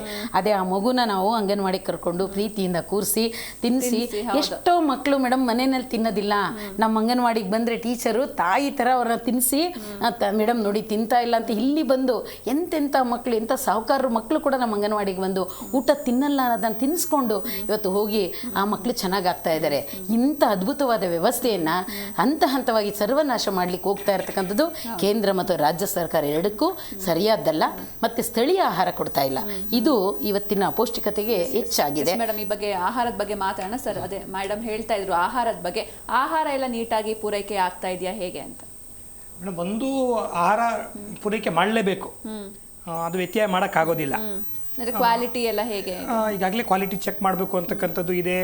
ಅದಕ್ಕೆ ಪೂರಕವಾಗಿ ಕೆಲವು ಅಂಗನವಾಡಿ ನಮ್ಮ ಕಾರ್ಯಕರ್ತೆಯರಿಗೆ ಜವಾಬ್ದಾರಿ ಕೊಡ್ತಿದ್ದಾರೆ. ಹೋಗಿ ನೀವಲ್ಲಿ ಅದಕ್ಕೆ ಇರ್ತಕ್ಕಂಥ ಒಂದು ಏನು ಸ್ಪೆಷಲ್ ಸೆಲ್ ಇದೆ, ಅಲ್ಲಿ ಸರ್ಟಿಫೈ ಮಾಡಿಸ್ಬೇಕು ಅಂತಕ್ಕಂಥದ್ದು ಇವೆಲ್ಲವೂ ಕೂಡ ಆಗ್ತಾ ಇದ್ದಾವೆ. ಆದರೆ ಎಲ್ಲೋ ಒಂದು ಕಡೆ ಈ ಮೂಲ ಸಮಸ್ಯೆಯೇ ಪರಿಹಾರ ಆಗದಲೆ ನೀವು ಎಲ್ಲವೂ ಏನು ನಮ್ಮ ಗುರಿ ಇತ್ತು ಆ ಗುರಿ ರೀಚ್ ಆಗಕ್ಕೆ ಆಗ್ತಾ ಇಲ್ಲ. ಇವತ್ತು ಆಹಾರ ಬರ್ತಾ ಇದ್ದಾವೆ, ಕೊಡ್ತಿದ್ದಾರೆ, ಇವೆಲ್ಲ ಆಗ್ತಾ ಇದ್ದಾವೆ. ಆದರೆ ನೀವು ಒಂದು ಅಂಗನವಾಡಿ ವ್ಯವಸ್ಥೆಯನ್ನು ಒಂದು ನಿರ್ದಿಷ್ಟವಾಗಿರ್ತಕ್ಕಂಥ ಒಂದು ವ್ಯವಸ್ಥೆಯಾಗಿ ಇವತ್ತು ಮಾರ್ಪಡಿಸ್ಬೇಕಾಗತ್ತೆ. ಇಲ್ಲಿ ಆ ಜಟಾಪಟಿಕ್ಕಿಂತ ಹೆಚ್ಚಾಗಿ ಇವರು ಈ ಇಲಾಖೆಯ ಮೂಲ ಉದ್ದೇಶವನ್ನು ಮರೆತು ಆ ಒಂದು ಫಲಾನುಭವಿಗಳನ್ನು ಅಲ್ಲಿಂದ ಎತ್ತಂಗಡಿ ಮಾಡ್ತಕ್ಕಂಥ ಕೆಲಸ ನಡೀತಿದೆಯಲ್ಲ, ಇದೇ ಅತ್ಯಂತ ಎಲ್ರಿಗೂ ಕೂಡ ಗೊಂದಲ ಉಂಟು ಮಾಡ್ತಕ್ಕಂಥದ್ದು. ಸೊ ಹಾಗಾಗಿ ನಾವು ಒತ್ತಾಯ ಮಾಡ್ತಕ್ಕಂಥದ್ದು ಇಷ್ಟೇ, ಇವತ್ತು ಅಂಗನವಾಡಿ ವ್ಯವಸ್ಥೆ ಉಳಿದ್ರೆ ಒಂದು ಉತ್ತಮವಾಗಿರ್ತಕ್ಕಂಥ ಸದೃಢ ಆರೋಗ್ಯಕರವಾಗಿರ್ತಕ್ಕಂಥ ಮಕ್ಕಳು ಪ್ರಜೆಗಳು ಸೃಷ್ಟಿಯಾಗ್ಲಿಕ್ಕೆ ಸಾಧ್ಯ ಆಗುತ್ತೆ. ಯಾಕಂದ್ರೆ ನಾನು ಮುಂಚೆನೇ ಹೇಳಿದೆ, ಭಾರತ ಇನ್ನೂ ಶ್ರೀಮಂತ ರಾಷ್ಟ್ರವಾಗಿ ಅಭಿವೃದ್ಧಿ ಹೊಂದಲಿಲ್ಲ, ಡೆವಲಪಿಂಗ್ ಇನ್ನು ನಾವು ಆ ಒಂದು ಹೆಜ್ಜೆಯಲ್ಲಿ ಇನ್ನೂ ಇದೀವಿ. ಈ ಸರ್ಕಾರದ ಅಂಕಿಅಂಶಗಳೇ ಇವತ್ತು ಹೇಳ್ತಿದ್ದಾವೆ, ಉತ್ತರ ಇನ್ನೂ ಎತ್ತರ ಇನ್ನಾಗಲಿಲ್ಲ, ಬೆಳವಣಿಗೆ ಕುಂಠಿತವಾಗಿದೆ, ಇವೆಲ್ಲವೂ ಕೂಡ ಬರ್ತಿದ್ದಾವೆ. ಇದಕ್ಕೆ ಕಾರಣ ಅಂಗನವಾಡಿ ಬಲವರ್ಧನೆಗೊಳಿಸೋದ ಭಾಳ ಮುಖ್ಯ, ಅದಕ್ಕೆ ಆದ್ಯತೆ ಕೊಡಬೇಕು. ಅದಾಗದ ಹೊರತು ಏನೂ ಮಾಡೋಕ್ಕಾಗೋದಿಲ್ಲ. ಅದಕ್ಕೆ ಸರ್ಕಾರಕ್ಕೆ ನಾವು ಇನ್ನೇನು ಕೂಡ ಒತ್ತಾಯ ಮಾಡಿದ್ವಿ, 50 ವರ್ಷ ಆಯಿತು, ಇನ್ನು ಯೋಜನೆಯಾಗಿ ಉಳಿಸ್ಕೊಂಡಿದ್ದೀರಿ ನೀವು, ಅದ್ಯಾಕೊಂದು ಶಾಶ್ವತ ಘಟಕ ಅಂತ ಮಾಡ್ರಿ. ಅತ್ಲಾಗೆ ಶಾಶ್ವತ ಘಟಕ ಅಂತ ಮಾಡಿದಾಗ ಅದು ಪ್ರೀ ಪ್ರೈಮರಿ ಎಜುಕೇಷನ್ಗೂ ಕೂಡ ಪೂರಕವಾಗಿ ಅದು ಮುಂದುವರ್ಕೊಂಡು ಹೋಗ್ತದೆ. ಇನ್ನು ಒಂದು ಕಡೆ ನಮ್ಮ ಅಂಗನವಾಡಿ ಹೆಣ್ಮಕ್ಳಿಗೆ ಸಾಕಷ್ಟು ಕೆಲಸ ನೀವು ತಗೊಳ್ತಾ ಇದ್ದೀರಿ, ಅದು ಗೌರವಧನ ಅಂತ ತೊಗೊಳ್ತಾ ಇದ್ದೀರಿ. ನಾವು ಪರ್ಮನೆಂಟ್ ನೌಕರಲ್ಲ, ನಾವಿತ್ತು ಕೋರ್ಟ್ಗೂ ಅಲ್ಲಿ ನಾವು ದಾವೆಗಳನ್ನು ಹಾಕ್ಕೊಂಡು ಇವತ್ತು ನಮ್ಮ ಸ್ಟೇಟಸ್ಸು ಕಾರ್ಮಿಕರು ಅಂತ. ನಾವಿನ್ನೂ ಸರ್ಕಾರಿ ನೌಕರು ಅಲ್ಲ, ಈ ಕಡೆ ಅರೆಕಾಲಿಕ ನೌಕರು ಅಲ್ಲ, ಏನೂ ಅಲ್ಲ, ನಾವು ಕಾರ್ಮಿಕರಾಗಿ ಇದ್ದೀವಿ. ಒಂದು ಕಡೆ ನಮ್ಮ ಮೋದಿಯವರು ಹೇಳ್ತಾರೆ ನಾನು ವರ್ಷಕ್ಕೆ 2 ಕೋಟಿ ಉದ್ಯೋಗ ಕೊಡ್ತೀನಿ ಅಂತ ಹೇಳಿ. ಅದು ಕೊಟ್ಟಿದ್ರೆ ಬಹುಶಃ ನಮ್ಮ 28 ಲಕ್ಷ ಅಂಗನವಾಡಿ ಅಷ್ಟೇ ಇರೋದು. ಅವ್ರು ಕಾಯ ಮಾಡಿಬಿಟ್ಟಿದ್ರೆ ಅದೊಂದು ಪರ್ಮನೆಂಟ್ ಆಗಿ ಒಂದು ಸೋರ್ಸ್ ಆಗಿರೋದು ಸರ್ಕಾರಕ್ಕೆ. ಅದು ಇವತ್ತು ಸರ್ಕಾರಕ್ಕೆ ಅದೊಂದು ಸಂಪನ್ಮೂಲ ಒಂದು ಶಕ್ತಿಯನ್ನು ಬಳಕೆ ಮಾಡ್ಕೊಳ್ಳೋದ್ರಲ್ಲೂ ಕೂಡ ಇವತ್ತು ಸರ್ಕಾರ ತನ್ನ ಇಚ್ಛಾಶಕ್ತಿಯನ್ನು ಪ್ರದರ್ಶನ ಮಾಡ್ತಾ ಇಲ್ಲ. ಅದಕ್ಕೆ ಇವತ್ತು ಈಗಲಾದರೂ ಕೂಡ ಯೋಚನೆ ಮಾಡಬೇಕು, ಅಂಗನವಾಡಿ ವ್ಯವಸ್ಥೆಯನ್ನು ಇವತ್ತು ಭಾರತ ದೇಶದಲ್ಲಿ ಏನಾದ್ರು ವ್ಯತ್ಯಾಸ ಆದರೆ ಖಂಡಿತವಾಗ್ಲೂ ಕೂಡ ಭಾರತ ದೇಶದ ಆ ಒಂದು ಪ್ರಜೆಗಳ ಬೆಳವಣಿಗೆಯ ದೃಷ್ಟಿಯಿಂದ ಖಂಡಿತವಾಗ್ಲೂ ಕೂಡ ಮಾರಕ. ಹಂಗಾಗಿ ಅಂಗನವಾಡಿ ವ್ಯವಸ್ಥೆ ಇವತ್ತು ಇರಬೇಕು. ಅಂಗನವಾಡಿ ಮೂಲ ಉದ್ದೇಶನೇ ಒಂದು ದಷ್ಟಪುಷ್ಟವಾಗಿರ್ತಕ್ಕಂಥ ಮಕ್ಕಳು ಈ ಸಮಾಜಕ್ಕೆ ಕೊಡಬೇಕು, ಆ ಮೂಲಕ ಒಂದು ಆರೋಗ್ಯದಾಯಕವಾಗಿರ್ತಕ್ಕಂಥ ಒಂದು ವಾತಾವರಣ ನಿರ್ಮಾಣ ಮಾಡಬೇಕು ಅನ್ನೋದೇ ಅಂಗನವಾಡಿಯ ಮೂಲ ಗುರಿ. ಅಂತ ಒಂದು ಉದ್ದೇಶಕ್ಕೆ ದಯಮಾಡಿ ಚ್ಯುತಿಯನ್ನು ಉಂಟು ಮಾಡಬೇಡ್ರಿ. ಇದೊಂದು ಮಹಿಳಾ ಮತ್ತು ಮಕ್ಕಳ ಅಭಿವೃದ್ಧಿ ಇಲಾಖೆ ಅಡಿಯಲ್ಲಿಯೇ ಒಂದು ಶಾಶ್ವತ ಘಟಕ ಮಾಡಿ, ಆ ಹೆಣ್ಮಕ್ಳನ್ನ ನೀವು C ಅಥವಾ D ದರ್ಜೆ ನೌಕರನಾಗಿ ಮಾನ್ಯ ಮಾಡಿ. ನೀವು ಮಾನ್ಯ ಮಾಡಿ ಸರ್ಕಾರದ ಕಟಿಬದ್ಧರು ನೀವೆಲ್ಲರೂ ಕೂಡ ಈ ಕೆಲಸ ಮಾಡಬೇಕು ಅಂತಕ್ಕಂಥ ಪ್ರಶ್ನೆ ಮಾಡ್ತಕ್ಕಂಥ ಕೆಲಸ ಇಟ್ಕೊಳ್ಳಿ. ಅದು ನೀವು ಅದು ಮಾಡ್ತಾ ಇಲ್ಲ, ಬರೀ ಗೌರವಧನ ಕೊಡ್ತಿದ್ದೀರಿ, ಮನಸೋ ಇಚ್ಛೆ ದುಡಿಸ್ಕೊಳ್ತಾ ಇದ್ದೀರಿ. ಅದಕ್ಕೆ ಇವತ್ತು ನಾವು ಭಾಳ ಗಂಭೀರವಾಗಿ ನಾವು ಸಂಘಟನೆಗಳು ಯೋಚನೆ ಮಾಡ್ತಿದ್ದೀವಿ. ಈಗಾಗಲೇ ಬೇರೆ ಬೇರೆ ಸಂಘಟನೆಗಳು ಬೇರೆ ಬೇರೆ ಆಯಾಮಗಳಲ್ಲಿ ಎರಡೂ ಸರ್ಕಾರಗಳಿಗೆ ಒತ್ತಡ ಹೇರ್ತಕ್ಕಂಥ ಕೆಲಸ ಆಗಿದೆ. ಈಗ ನಾವು ಕೂಡ AITUC ಇಂದ ನಾವು ತೀರ್ಮಾನ ಮಾಡಿದ್ದೀವಿ, ಏಪ್ರಿಲ್ 21, 22, 23 ಈ 3 ದಿನ ನಾವು ಕೂಡ ದೆಹಲಿಗೆ ಲಗ್ಗೆ ಹಾಕ್ಲಿಕ್ಕೂ ಕೂಡ ಹೊರಟಿದ್ದೀವಿ. ಬರೀ ಫ್ರೀಡಮ್ ಪಾರ್ಕ್ ಅಲ್ಲ, ನಾವು ಕೂಡ ದೆಹಲಿ ಚಲೋ ಕೂಡ ಇಟ್ಕೊಂಡು ಇವತ್ತು ಅಲ್ಲಿ ಏನು ನಮ್ಮ ಇಲಾಖೆಯ ಸಚಿವೆಯಾಗಿರ್ತಕ್ಕಂಥ ಅನ್ನಪೂರ್ಣ ದೇವಿಯವರನ್ನು ಕೂಡ ಇವತ್ತು ಅವ್ರ ಮೇಲೆ ಒತ್ತಡ ಹಾಕಬೇಕು ಅಂತಕ್ಕಂಥ ಹಿನ್ನೆಲೆಯಲ್ಲಿ ನಾವಿತ್ತು ಹೋರಾಟವನ್ನು ಅಲ್ಲೂ ಕೂಡ ಹಾಕ್ಕೊಳ್ತಾ ಇದ್ದೀವಿ. ಸರ್ಕಾರ ಗಮನ ಹರಿಸಬೇಕು. ಜೊತೆಯಲ್ಲಿ ಈಗ ಬಜೆಟ್ ಸೆಷನ್ ನಡೀತಾ ಇದೆ, ಅದು ಪರಿಪೂರ್ಣ ಆಗೋಕ್ಕಿಂತ ಮುನ್ನ ನಮ್ಮ ಏನು ಅಂಗನವಾಡಿ ಎಲ್ಲ ಸಂಘಟನೆಗಳು ಒಂದೇ, ಸಂಘಟನೆಗಳು ಬೇರೆ ಬೇರೆ ಇರ್ಬೋದು, ಬೇಡಿಕೆಗಳು ಮಾತ್ರ ಒಂದೇ ವಾಯ್ಸಲ್ಲಿ ಇರ್ತೀವಿ. ಆಮೇಲೆ ಅಂಗನವಾಡಿ ಸಂಘಟನೆಗಳು ಬೇರೆ ಬೇರೆ ಅನ್ನೋ ಕಾರಣಕ್ಕೆ ನಾವು ಹಂಗಿಲ್ಲ, ನಾವು ನಾಳೆ ಮನ್ಸು ಮಾಡಿದ್ರೆ ನಾವು ಎಲ್ಲ ಸಂಘಟನೆಗಳು ಒಂದಾಗಿ ಬೀದಿಗಿಳಿದ್ರೆ ನಿಮ್ಮ ಸರ್ಕಾರ ಖಂಡಿತವಾಗ್ಲೂ ಕೂಡ ನಡಗುತ್ತೆ, ಅದರಲ್ಲಿ ಡೌಟೇ ಇಲ್ಲ. ಅದಕ್ಕಾಗಿ ಈಗ ಟೈಮ್ ಇದೆ ನಿಮಗಿನ್ನೂ. ನಾಳೆ ಬಜೆಟಲ್ಲಿ ಗೌರವಧನವನ್ನು ಹೆಚ್ಚಳ ಮಾಡಿ, ಆ ಕೊಡ್ತಕ್ಕಂಥ ಗ್ರ್ಯಾಚ್ಯುಟಿಯನ್ನು ಜಾರಿ ಮಾಡಿ, ಜೊತೆಯಲ್ಲಿ ಆ ಮಕ್ಕಳಿಗೆ ಏನು ಇವತ್ತು ಪೌಷ್ಟಿಕ ಆಹಾರ ಕೊಡಲಿಕ್ಕೆ ನಿಮ್ಮದೇ ಆಗಿರ್ತಕ್ಕಂಥ ಏನು ವ್ಯವಸ್ಥೆ ಇದೆ ಅದನ್ನು ಸರಿಯಾದ ರೀತಿಯಲ್ಲಿ ಜಾರಿ ಮಾಡಿ. ನೀವು FRS ಅವೆಲ್ಲವೂ ಕೂಡ ಅಂಗನವಾಡಿ ಹೆಣ್ಮಕ್ಳನ್ನು ಕಳ್ತನ ಮಾಡ್ತಾರೆ, ಆ ಕಾರಣಕ್ಕೆ ತರ್ತಿದ್ದೀವಿ ಇಂತೆಲ್ಲ ಸಬೂಬು ಹೇಳಿದ್ರಿ. ಅಂಥ ಒಂದು ಅಚಾತುರ್ಯ ಅವಘಡ ನಡೆದ್ರೆ ಆಕ್ಷನ್ ತಗೊಳ್ಳಿ ನೀವು. ಅದಕ್ಕೆ ಸಂಘಟನೆಗಳು ಬೆಂಬಲ ಕೊಡೋದಿಲ್ಲ. ಮಹಿಳೆಯರ ಆಹಾರವನ್ನು ಯಾರು ಅವರಿಗೆ ಆಹಾರಕ್ಕೆ ಕನ್ನ ಹಾಕಿದ್ರೆ ನಾವು ಯಾವುದೇ ಸಂಘಟನೆಗಳು ಅದಕ್ಕೆ ನಾವು ಯಾವುದೇ ಕಾರಣಕ್ಕೂ ಕೂಡ ಕ್ಷಮಿಸೋದಿಲ್ಲ. ನಾವಂತ ಸದಸ್ಯರನ್ನು ಕೂಡ ನಮ್ಮ ಸಂಘಟನೆಯನ್ನು ಕೂಡ ಇಟ್ಕೊಳ್ಳೋದಿಲ್ಲ. ಸೊ ಇಷ್ಟು ಕಟಿಬದ್ಧವಾಗಿ ನಾವು ಸಂಘಟನೆ ಮಾಡ್ತಾ ಇರ್ತಕ್ಕಂಥದ್ದು. ಅದು ಇವತ್ತು ನಾವು ಕಾರ್ಮಿಕರು ಅಂತಕ್ಕಂಥ ಸ್ಟೇಟಸ್ ಇರೋದ್ರಿಂದ ನಾವು ಆ ಕಾರ್ಮಿಕ ವರ್ಗ ಪ್ರಜ್ಞೆಯ ದೃಷ್ಟಿಕೋನದಲ್ಲೇ ಸಂಘಟನೆ ಮಾಡ್ತಾ ಇದ್ದೀವಿ. ಸೊ ಹಾಗಾಗಿ ಸರ್ಕಾರ ನಮ್ಮನ್ನ ಸುಮ್ಮನೆ ಏನು ಅಂಗನವಾಡಿ ಹೆಣ್ಮಕ್ಳು ವರ್ಷಕ್ಕೆ 2 ಸಲ ಬರ್ತಾರೆ, ಕೂಗಾಗಿ ಹೋಗ್ತಾರೆ, ಒಂದಿಷ್ಟೇನೋ ಹೇಳಿದ್ರೆ ಕೇಳ್ಕೊಳ್ತಾರೆ, ಈ ಮನೋಭಾವದಲ್ಲಿ ಸರ್ಕಾರ ಹೋಗ್ತಾ ಇದೆ. ಇದು ಸರಿಯಾದ ಕ್ರಮ ಅಲ್ಲ. ನೀವು ಸ್ಪಂದಿಸಿ ನಮ್ಮ ಸಮಸ್ಯೆಯನ್ನು ಬಗೆಹರಿಸಿ ಅಂಗನವಾಡಿ ವ್ಯವಸ್ಥೆನ ಒಂದು ಬಲವರ್ಧನೆಗೊಳಿಸಿ ಅಂತ ಹೇಳಿ ನಮ್ದು ಆಗ್ರಹ ಮಾಡ್ತೀವಿ. ನಳಿನಾಕ್ಷಿ ಅವರೇ, ಅಂದ್ರೆ ಈಗ ಒಂದು ಊರಲ್ಲಿ ಆ ಕ್ಷೇತ್ರದ MLAಗೂ ಗೊತ್ತಿರಲ್ಲ ಅಂದ್ರೆ ಆ ಊರಲ್ಲಿ ಎಷ್ಟು ವ್ಯಾಕ್ಸಿನೇಷನ್ ಆಗಿದೆ, ಬಾಣಂತಿಯರು ಎಷ್ಟು ಜನ ಇದ್ದಾರೆ, ಗರ್ಭಿಣಿಯರು ಎಷ್ಟು ಜನ ಇದ್ದಾರೆ, ಸಣ್ಣ ಮಕ್ಕಳು ಎಷ್ಟು ಜನ ಇದ್ದಾರೆ ಅಂತ. ಬಟ್ ನಿಮಗೆ ಅದೆಲ್ಲದರ ಅರಿವಿರುತ್ತೆ, ನೀವೆಲ್ಲದನ್ನೂ ಕೂಡ ಮಾನಿಟರ್ ಮಾಡ್ತಾ ಇರ್ತೀರಾ. ಸೊ ಇಷ್ಟೆಲ್ಲ ನಿಮ್ಮ ಶ್ರಮಕ್ಕೆ ಸರಿಯಾದಂತಹ ಫಲ ಸಿಗ್ತಾ ಇದೆಯಾ ಹೇಗೆ ಅಂತ? ಅದೇ ಮೇಡಮ್, ಅದೇ ಹೇಳಕ್ ಹೊರಟ್ವಿ. ಈಗ ಮೊನ್ನೆ ನಾವು ಹೋರಾಟಕ್ಕೆ ಬರೋದಕ್ಕೆ ಮುಂಚೆ ಎಲ್ಲ MLAಗಳಿಗೂ ನಮ್ಮ ಹೋರಾಟದ ಏನು ಬೇಡಿಕೆಗಳೈತೆ ಅಂತ ಮನವಿ ಪತ್ರ ಕೊಡಕ್ಕೆ ಹೋಗಿದ್ರಿ. ನಮ್ಮ ಕ್ಷೇತ್ರದ MLA ಸಾಹೇಬ್ರೆ ಮಾತಾಡ್ತಿದ್ದಾಗ ಹೇಳಿದ್ರು, ನಮ್ಮ ದೊಡ್ಡಬಳ್ಳಾಪುರದಲ್ಲಿ ಧೀರಜ್ ಮುನ್ರಾಜು ಅಂತ, ಅವ್ರ ಜೊತೆ ಮಾತಾಡ್ಬೇಕಾದ್ರೆ ಹೇಳ್ತಾ ಇದ್ರು, ಮೇಡಮ್ ಈಗ ನಿಮ್ಗೆ ಜನಗಣತಿ ಶಾಲೆಗಳಲ್ಲಿ ಹಾಕಿದ್ರಲ್ವಾ, ಆ ಜನಗಣತಿ ನಿಮ್ಗೆ ಹಾಕ್ಬಿಟ್ಟಿದ್ರೆ ಎಷ್ಟು ಚೆನ್ನಾಗಿತ್ತು, ಅದು ಸರಿಯಾಗಿ ಸಕ್ಸಸ್ ಆಗ್ಲಿಲ್ಲ ಅಂತ. ಆಗ ನಾವು ಮಾತಾಡ್ತಿದ್ವಿ, ಹೌದು ಸರ್, ಅವ್ರಿಗೆಲ್ಲ ದುಡ್ಡು ಕೊಟ್ಟು ಸರ್ವೆ ಮಾಡಿಸಿದ್ರು, ನಾವು ಫ್ರೀಯಾಗಿ ಸರ್ವೆ ಮಾಡಿ ಕೊಟ್ವಿ. ಹೌದು ಮೇಡಮ್, ನಿಮಗೆ ಗ್ರಾಮದ ನಕ್ಷೆನೇ ನಿಮ್ಮ ತಲೆಯಲ್ಲಿರುತ್ತೆ ಅಂತಂದ್ರು. ಆ ರೀತಿ ಪ್ರತಿಯೊಂದು ಮೇಡಮ್, ನಾವು ಮಲಗಿದ್ರು ಇಂಥವ್ರ ಮನೆ ಎಲ್ಲಿ, ಇಂಥ ಫಲಾನುಭವಿ ಎಲ್ಲಿ ಅಂದರೆ ಹೇಳ್ತೀವಿ. ಅಂದರೆ ಅಷ್ಟು ನಮಗೆ ಆ ಗ್ರಾಮದ ನಕ್ಷೆ ಪೂರ್ತಿ ನಮ್ಮಲ್ಲಿರುತ್ತೆ. ಯಾವುದೇ ಒಬ್ಬ ಮದುವೆ ಆಗಿ ಬಂದ್ಲು ಅಂದರೆ ಅವಳನ್ನ ಫಾಲೋ ಮಾಡ್ತಿರ್ತೀವಿ. ಅವಳು ಪ್ರೆಗ್ನೆಂಟ್ ಆಗ್ತಾಳ ಏನು ಎತ್ತ ವಿಚಾರಿಸ್ತಾ ಇರ್ತೀವಿ, ಹೌಸ್ ವಿಸಿಟ್ ಹೋಗ್ತೀವಿ. ಮತ್ತು ಮಗುಗೆ ಬೇರೆ ಎಲ್ಲಿಂದಾದರೂ ಬರ್ತಾರೆ, ಅವ್ರಿಗೆ 9 ತಿಂಗಳು ತುಂಬ್ತಾ ಹಾಕ್ಸಿದ್ದೀರಾ MR ಅಂತ ಕೇಳ್ತೀವಿ. ಪ್ರತಿಯೊಂದು ಇಂಜೆಕ್ಷನ್ನಿಂದ ಹಿಡಿದು ಆ ಫಲಾನುಭವಿ ಏನೆಲ್ಲ ನಾವು ಸೇವೆಗಳು ಕೊಡಬೇಕು ಆ ಸೇವೆಗಳು ನಾವು ಫಾಲೋ ಅಪ್ ಮಾಡ್ತೀವಿ ಮೇಡಮ್. ಅವು ಕರೆಕ್ಟಾಗಿ ನಾವು ಕೊಟ್ಕೊಂಬರ್ತಾ ಇರ್ತೀವಿ. ಆದರೆ ನಮ್ಮ ಸರ್ಕಾರ ಮಾತ್ರ ನಮ್ಮ ಕಡೆ ಗಮನ ಕೊಡೋಲ್ಲ. ಇಷ್ಟೆಲ್ಲ ನಾವು ಒಳ್ಳೆ ಉತ್ತಮ ಪ್ರಜೆನ ದೇಶಕ್ಕೆ ಕೊಡ್ತಾ ಇದ್ದೀವಿ ಅಂದರೆ ಯಾರು ಬಂದು ಈ ಸೇವೆ ಸಲ್ಲಿಸ್ತಾರೆ ಹೇಳಿ ಮೇಡಮ್? ICDS ಬಿಟ್ಟರೆ ಬೇರೆ ಯಾರು ಬಂದು ಒಬ್ಬ ತಾಯಿ ರೀತಿ ನಾವು ಆ ಮಗುನ, ನನ್ನ ಮಗು ನಾನು ಸರಿಯಾಗಿ ನೋಡ್ಕೊತೀನೋ ಇಲ್ಲ ಗೊತ್ತಿಲ್ಲ, ಆ ಗ್ರಾಮದಲ್ಲಿರೋಂಥ ಮಕ್ಕಳು ನನ್ನ ಮಕ್ಕಳು ಅಂತ ನೋಡ್ತಿರ್ತೀವಿ. ಯಾವುದೇ ಒಂದು ಮಗು ಅಳ್ತಾ ಇರಲಿ, ಆ ಮಗುಗೆ ತಿನ್ನಿಸ್ಬೇಕಾಗ್ಲಿ, ಅವನ್ನ ಮುದ್ದಿಸ್ಬೇಕಾಗ್ಲಿ ನಾವೇ, ಅಂದರೆ ಆ ಮಕ್ಕಳು ಅಷ್ಟೇ ನಮ್ಮನ್ನು ಹಚ್ಕೊಂಡಿರ್ತವೆ. ಈಗಲೂ ಅಷ್ಟೇ ನಮ್ಮ ಕೈ ಕೆಳಗಡೆ ಓದಿರೋಂಥ ಮಕ್ಕಳು ಫಾರಿನಲ್ಲಿದ್ದಾರೆ, PhD ಮಾಡಿದ್ದಾರೆ. ಅವ್ರು ಸಿಕ್ಕಿದಾಗೆಲ್ಲ ಎಷ್ಟು ನಮ್ಮನ್ನ ಪ್ರೀತಿ ವಿಶ್ವಾಸದಿಂದ ಮಾತಾಡ್ತಾರೆ. ಆದರೆ ಅವ್ರ ಮುಂದೆ ನಾವು ಇಂಥ ಒಳ್ಳೆ ಪ್ರಜೆನ ಕೊಟ್ವಿ, ಆದರೆ ನಾವಿನ್ನೂ ಇದರಲ್ಲೇ ಇದೀವಲ್ವಾ ಅನ್ನೋ ಎಲ್ಲ ಒಂದು ಫೀಲಿಂಗ್ ನಮ್ಮಲ್ಲೈತೆ. ನಾವು ಕೇಳೋದೇನೋ, ಈಗ ಮಹಿಳಾ ಮಕ್ಕಳ ಅಭಿವೃದ್ಧಿ ಇಲಾಖೆ ಅಂತ ತಂದಿದ್ದೀರಾ, ಏನು ಶಿಕ್ಷಣ ಇಲಾಖೆ ಅಂತ ಇದು ಮಾಡಿದ್ದೀರಾ, ನಮ್ದು ICDS ಒಂದು ಯೋಜನೆ ಅದನ್ನು ಬೇರೆ ಸಪ್ರೇಟ್ ಮಾಡಿರಿ, ನಿರ್ದೇಶನಾಲಯ ಬೇರೆ ಮಾಡಿರಿ. ಈಗ ಮಹಿಳಾ ಮಕ್ಕಳ ಅಭಿವೃದ್ಧಿಗೆ ಅನುದಾನ ಬರುತ್ತೆ, ಅದರಲ್ಲಿ ಹಿರಿಯ ನಾಗರಿಕರು, ಮಹಿಳೆಯರು ಸಬಲೀಕರಣ ಎಲ್ಲ, ಸಾಂತ್ವನ ಕೇಂದ್ರ ಎಲ್ಲ ಇದ್ರ ಅಡಿಯಲ್ಲಿ ಬರ್ತೀವಿ. ಬರೋಂಥ ಅನುದಾನ ಅಂಚು ಹರಿದು ಹೊರಟೋಗುತ್ತೆ. ಏನಿಲ್ಲ ICDS ಕೊಡಬೇಕು, ಅದು ಸಿಕ್ಕಲ್ಲ. ಆಗ ಒಳ್ಳೆ ಫುಡ್ ಕೊಡೋಕ್ಕಾಗಲ್ಲ, ಒಳ್ಳೆ ಪ್ರಜೆಂಗ್ ಕೊಡೋಕ್ಕಾಗಲ್ಲ, ನಮ್ಗೆ ಒಳ್ಳೆ ಗೌರವಧನ ಬರಲ್ಲ, ಏನು ಮೂಲಭೂತ ಸೌಲಭ್ಯಗಳು ನಮ್ಮ ಅಂಗನವಾಡಿಗೆ ಬೇಕೋ ಅವು ಸಿಗಲ್ಲ. ಹಂಗಾಗಿ ICDS ಒಂದು ಪ್ರತ್ಯೇಕ ನಿರ್ದೇಶನಾಲಯ ಮಾಡಿರಿ ಅಂತ ಒಂದು ಕೇಳ್ತೀವಿ.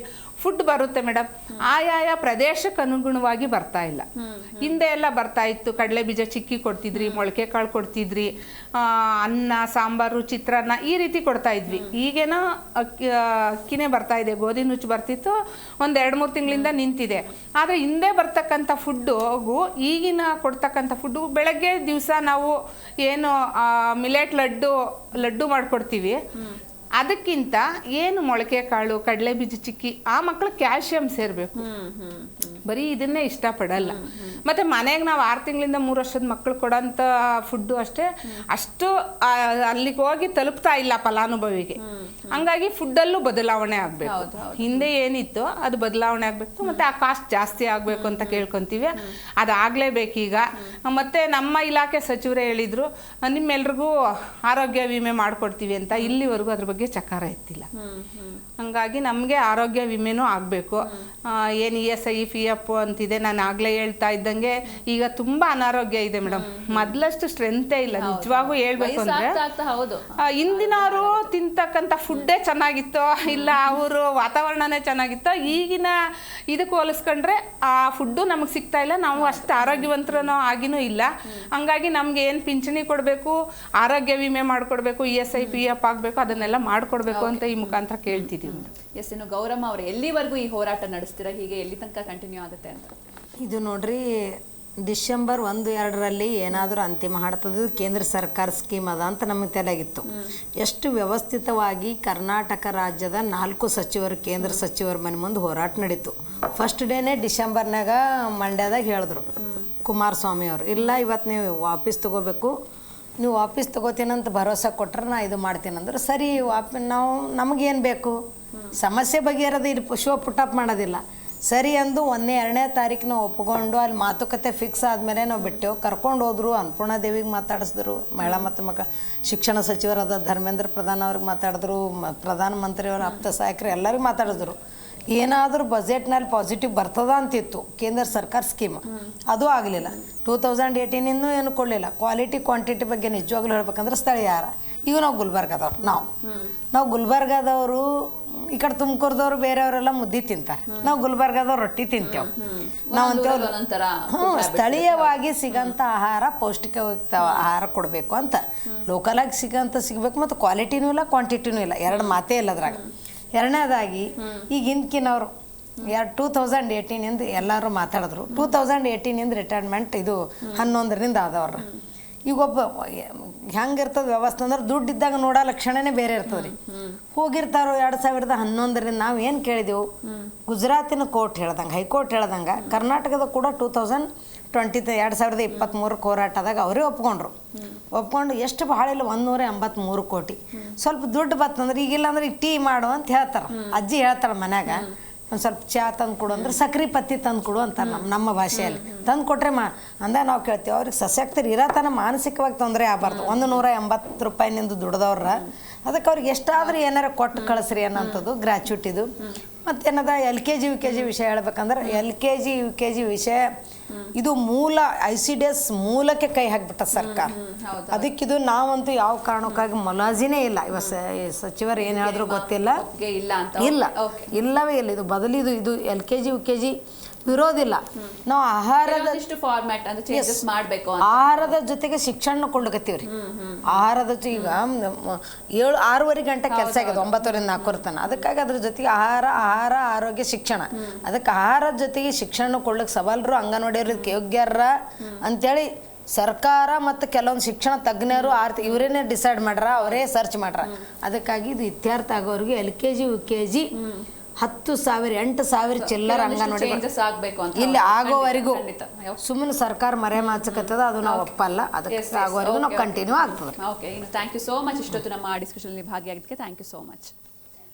ಎಸ್, ಇನ್ನು ಅಂಗನವಾಡಿ ಕಾರ್ಯಕರ್ತೆಯರ ಗೋಳು ಕೇಳೋರಿಲ್ವಾ ಎನ್ನುವಂತಹ ಪ್ರಶ್ನೆ, ಇಷ್ಟೊಂದು ನೆಗ್ಲಿಜೆನ್ಸ್ ಯಾಕೆ? ಆದಷ್ಟು ಬೇಗ ಸರ್ಕಾರ ಇತ್ತ ಕಡೆ ಗಮನ ಹರಿಸಬೇಕು ಅಂತ ಹೇಳ್ತಾ ನೋಡ್ತಾ ಇರಿ ಜಿ ಕನ್ನಡ ನ್ಯೂಸ್, ಸತ್ಯವೇ ಸುದ್ದಿಯ ಜೀವಾಳ.